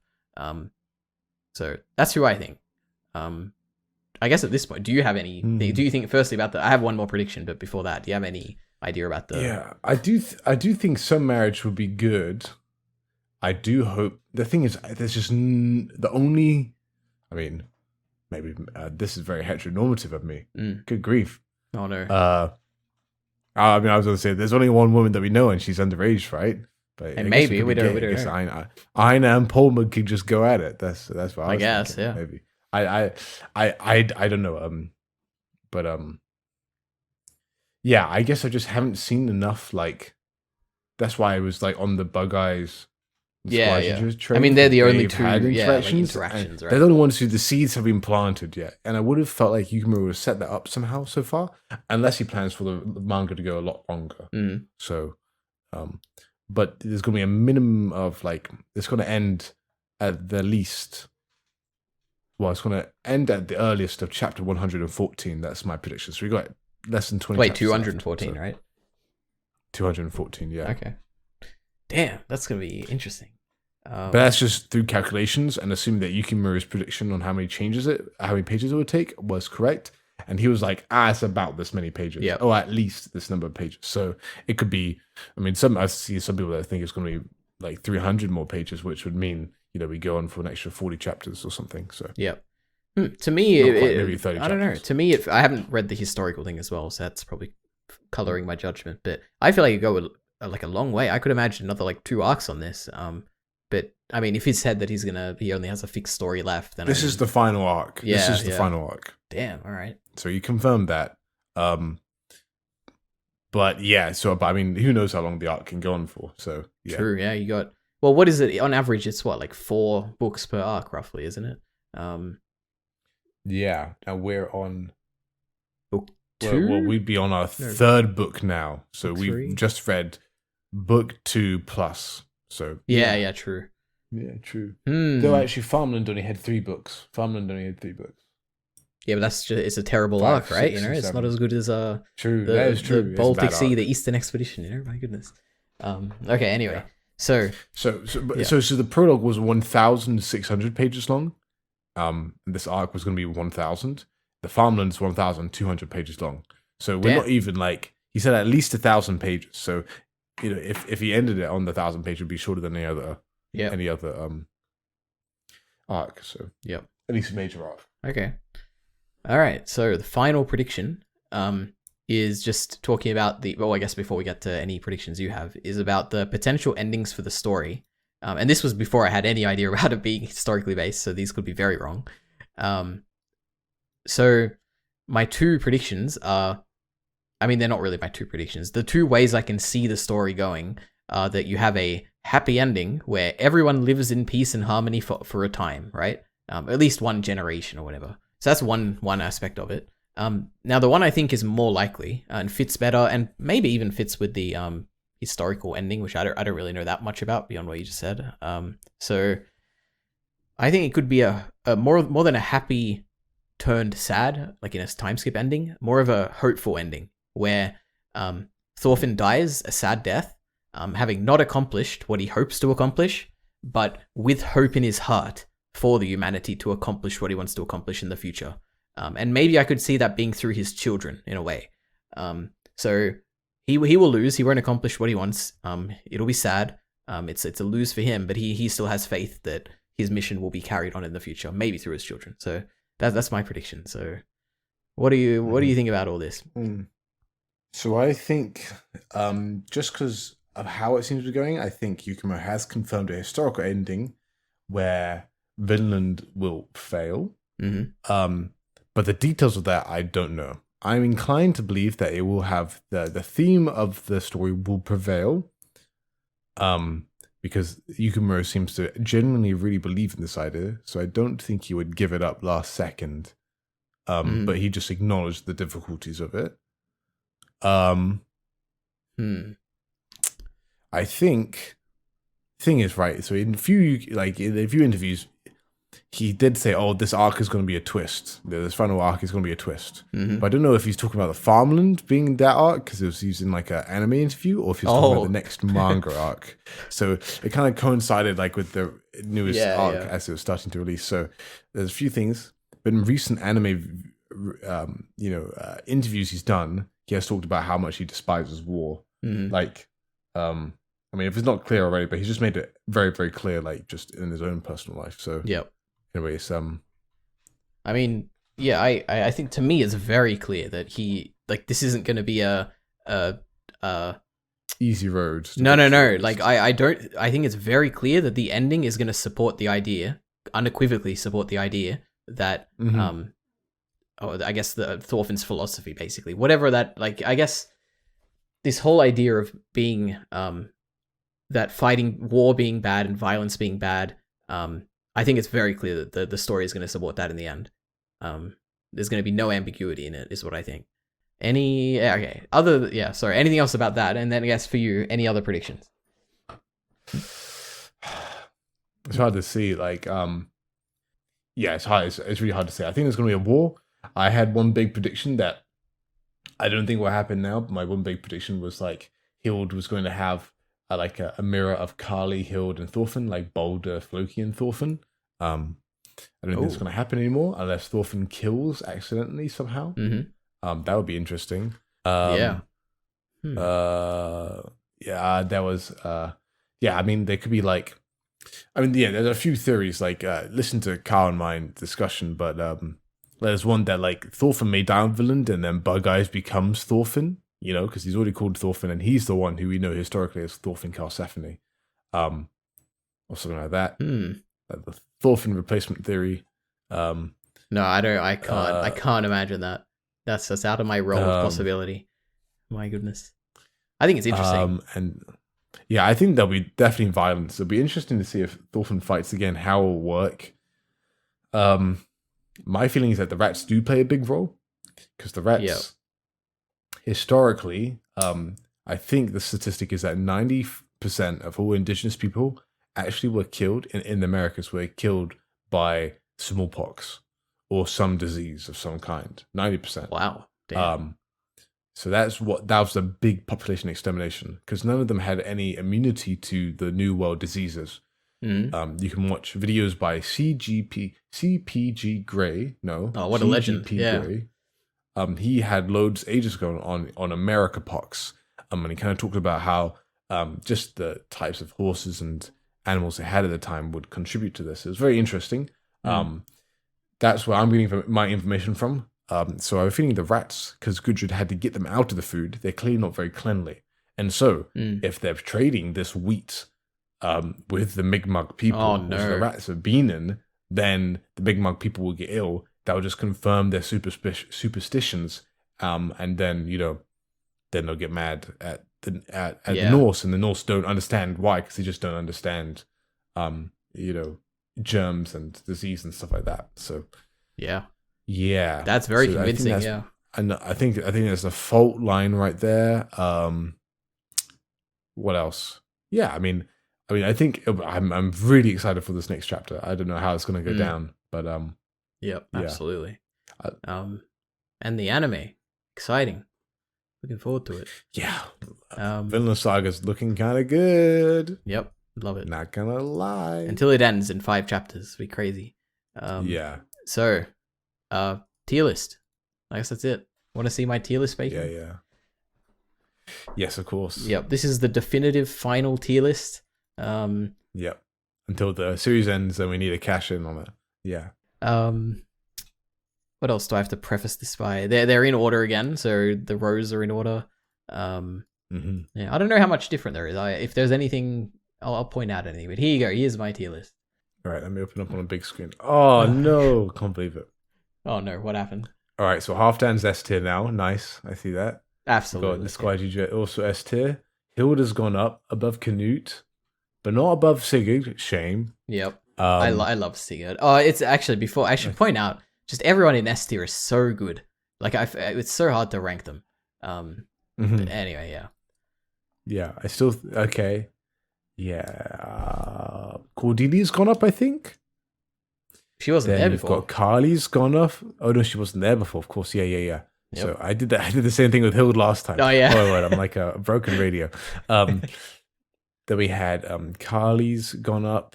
Oh yeah, I love Carly. I love watching Carly and Sturk in A tier. That's based. I like that. I would put Sturk above Eyvar personally, but they're both very cool. I love the designs. Very very cool. Varga. Oh, we didn't talk about Varga at all. Okay, why do you like Varga? I just like his backstory. I thought it was so cool. He's a man who's not confident about himself, and then not confident in his beliefs, shaken by Thorfinn. Now he follows Thorfinn. I thought it was cool. Sweet. Nice. Then you got Misc Piquet, which is B, but Bug Eyes doesn't mean pushed up. I can't believe this. I've been really jamming the Bug Eyes recently. Pulmug is too low. I'm a big fan. Do you know Pulmug actually means Chad in Mi'kmaq? That's awesome. So yeah, well it doesn't, but that's the meme. Oh man, I haven't got I haven't got enough from him. I think I need more of him. Maybe he can go up to A. We'll see. Okay. Well, okay. So that cross the arms pose he does is like the same one that Thorfinn does when he's explaining to Halfdan. Let me get my tweet up. I'm going to send you the tweet. I had. There's no point of doing art or making videos and tweeting it out because after Vinland Saga chapters, that's how you get the most likes. This is the meta game right here. Let me just show you this. Okay, you notice some cool detail, you tweet it out. And then everybody thinks you're cool. That's good because that's how I get my validation. That's just kind of how it is. I mean, I like that. It's very nice, very productive, very healthy. Good. Keep it up. Indeed. I'll join you. Yeah. Anyway, here's a cool little thing where the pose is being co-opted by Sturk. Like they have the Chad pose with their cross arms. This is like the Yukimura and mic drop. I think I call it. The 3 main characters. Cool. Well, it's just like the first chapter, and like Thorfinn's like, yeah, we should understand each other. I'm cool. I'm crossing my arms. And then Pulmug's like, yeah, this is cool. I'm crossing my arms. And then Sturk is like, I'm cool in the emergency meeting, boys. You can't fight me now. Beautiful. Then you also have Pulmug, and then you have get Clanky, which is understandable in C. I just like that he's probably deaf. I like that idea. I want him to see. I want him to do something. Yeah, he's gonna do something. He's in the story for a reason. I don't know. Maybe it's just because he's a cool Viking dude, but it's hard for him to have personality. And then you go Gippy, which understandable. But he's cool. I just like he's like understanding dude. Yeah. And then at the bottom is Uge. I can't believe you don't like Uge. I hate him. The only reason I can't put him below. Oh my goodness, what's his name again? Big guy, big French guy. Jabeth. Yeah. That's right. I can't put him below Average him because I just find him Jabeth to just be out of place in this story. Like he's just okay. Uge, whatever his name is, he fits like narratively definitely, but like I just hate him. That's the thing. I just hate him. He's undermining all this peace. My goodness, what a terrible bloke. And he's like not even smart about it. Yeah. But I just like paranoid. I just see how he's drawn. I'm like, this guy's drawn well. I like it. That is true. Ooh, well, I mean, if we look at S tier, Misc, she's only up there because she's very cute. Like her actions, walking around the village, bumping into Cordelia, like she's so cute, Yeah, that is adorable. Yeah. Yeah, it's such a cute chapter. When she just like, when she's like scared and she goes like, she has like the zippy zip zoop zoop. Yeah. Like I can just hear like the funny noises, the funny cartoon noises here. Let me see if I can find it. Hey, I'm pretty sure we're just trying to get this to 3 hours at this point. Yeah, of course. Yeah, cool. Great. You, the elder person, don't touch that ship. Eek. And then she like dashes away. Love it. What an ST character right there. My goodness. Yeah. Well, no, I was saying this before. I know I shared this new tier list with people, and I say, hey, you need spice. You need completely irrational reasons to like, what is it? Average objective tier list enjoyer versus average tier list objective tier fan versus average emotion. I just felt like putting it here. Oh, hell tier yeah. list enjoyer. Then in the chat music starts playing. Yep. Sigma person. Absolutely. So I don't want to exclude anybody from this. Yeah. I gotta watch your tier list now. Yeah. Is it up to date? Probably not. I imagine it's probably many years ago. It is. Is it? It's just a year ago at this point. It was May 21. May 21. So. All right. Yeah. All right. We did it. Did I miss anybody changing? Did you put anybody up or anybody down? Oh, okay. So let me think. So, Halfton's up. I think I reorganized. Like I moved Hild up a bit. Yeah. You didn't move up Leaf at all, did you? I made sure Hat was in her same position because I love Hat so much. Yeah. I can't believe it, actually. That is the most egregious take. I even used her as the animated thing in the last video. So great. Yeah, no, that was cool. She had a cool art moment. Yep, but... indeed. What else? I think I moved Kettle up a bit. Good. I moved Arnie up. That's the main thing. Look at that. She's all the way up in the middle of A. Like she was at the bottom of A before. But just her stuff in this is it's not her, but I mean just the stuff surrounding her in this book makes her much more like me reading and going back and reading it will definitely inform it a bit more. What? Oh yeah, Garda is there. Yeah. Okay. I was like, which picture of Garda did I use to make this? Yeah. He's got his hair. Cool Yeah. By what's their child called? Oh, I forget what his name. Oh boy. I don't know. Forget. Other than that, I think it's mostly the same. Did I move anyone in C?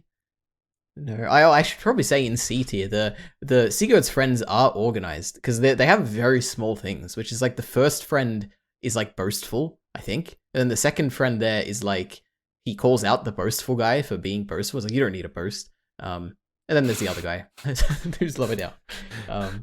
There we go. They do have characters. Yeah, but that's it. Tier list done. Video done. We're up to date. What a journey. What a consistent journey. Celebration. And we need 2 more minutes for me to hit 3,000. Yeah, so what else are we...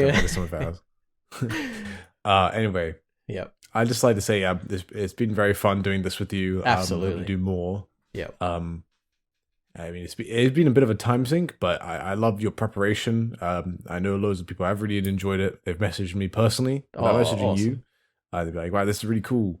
I was like, okay, nice. I'm glad we're doing glad. Good stuff. So yeah. No, I've enjoyed it. I read all the comments. I love everyone's feedback and everything. It's so great.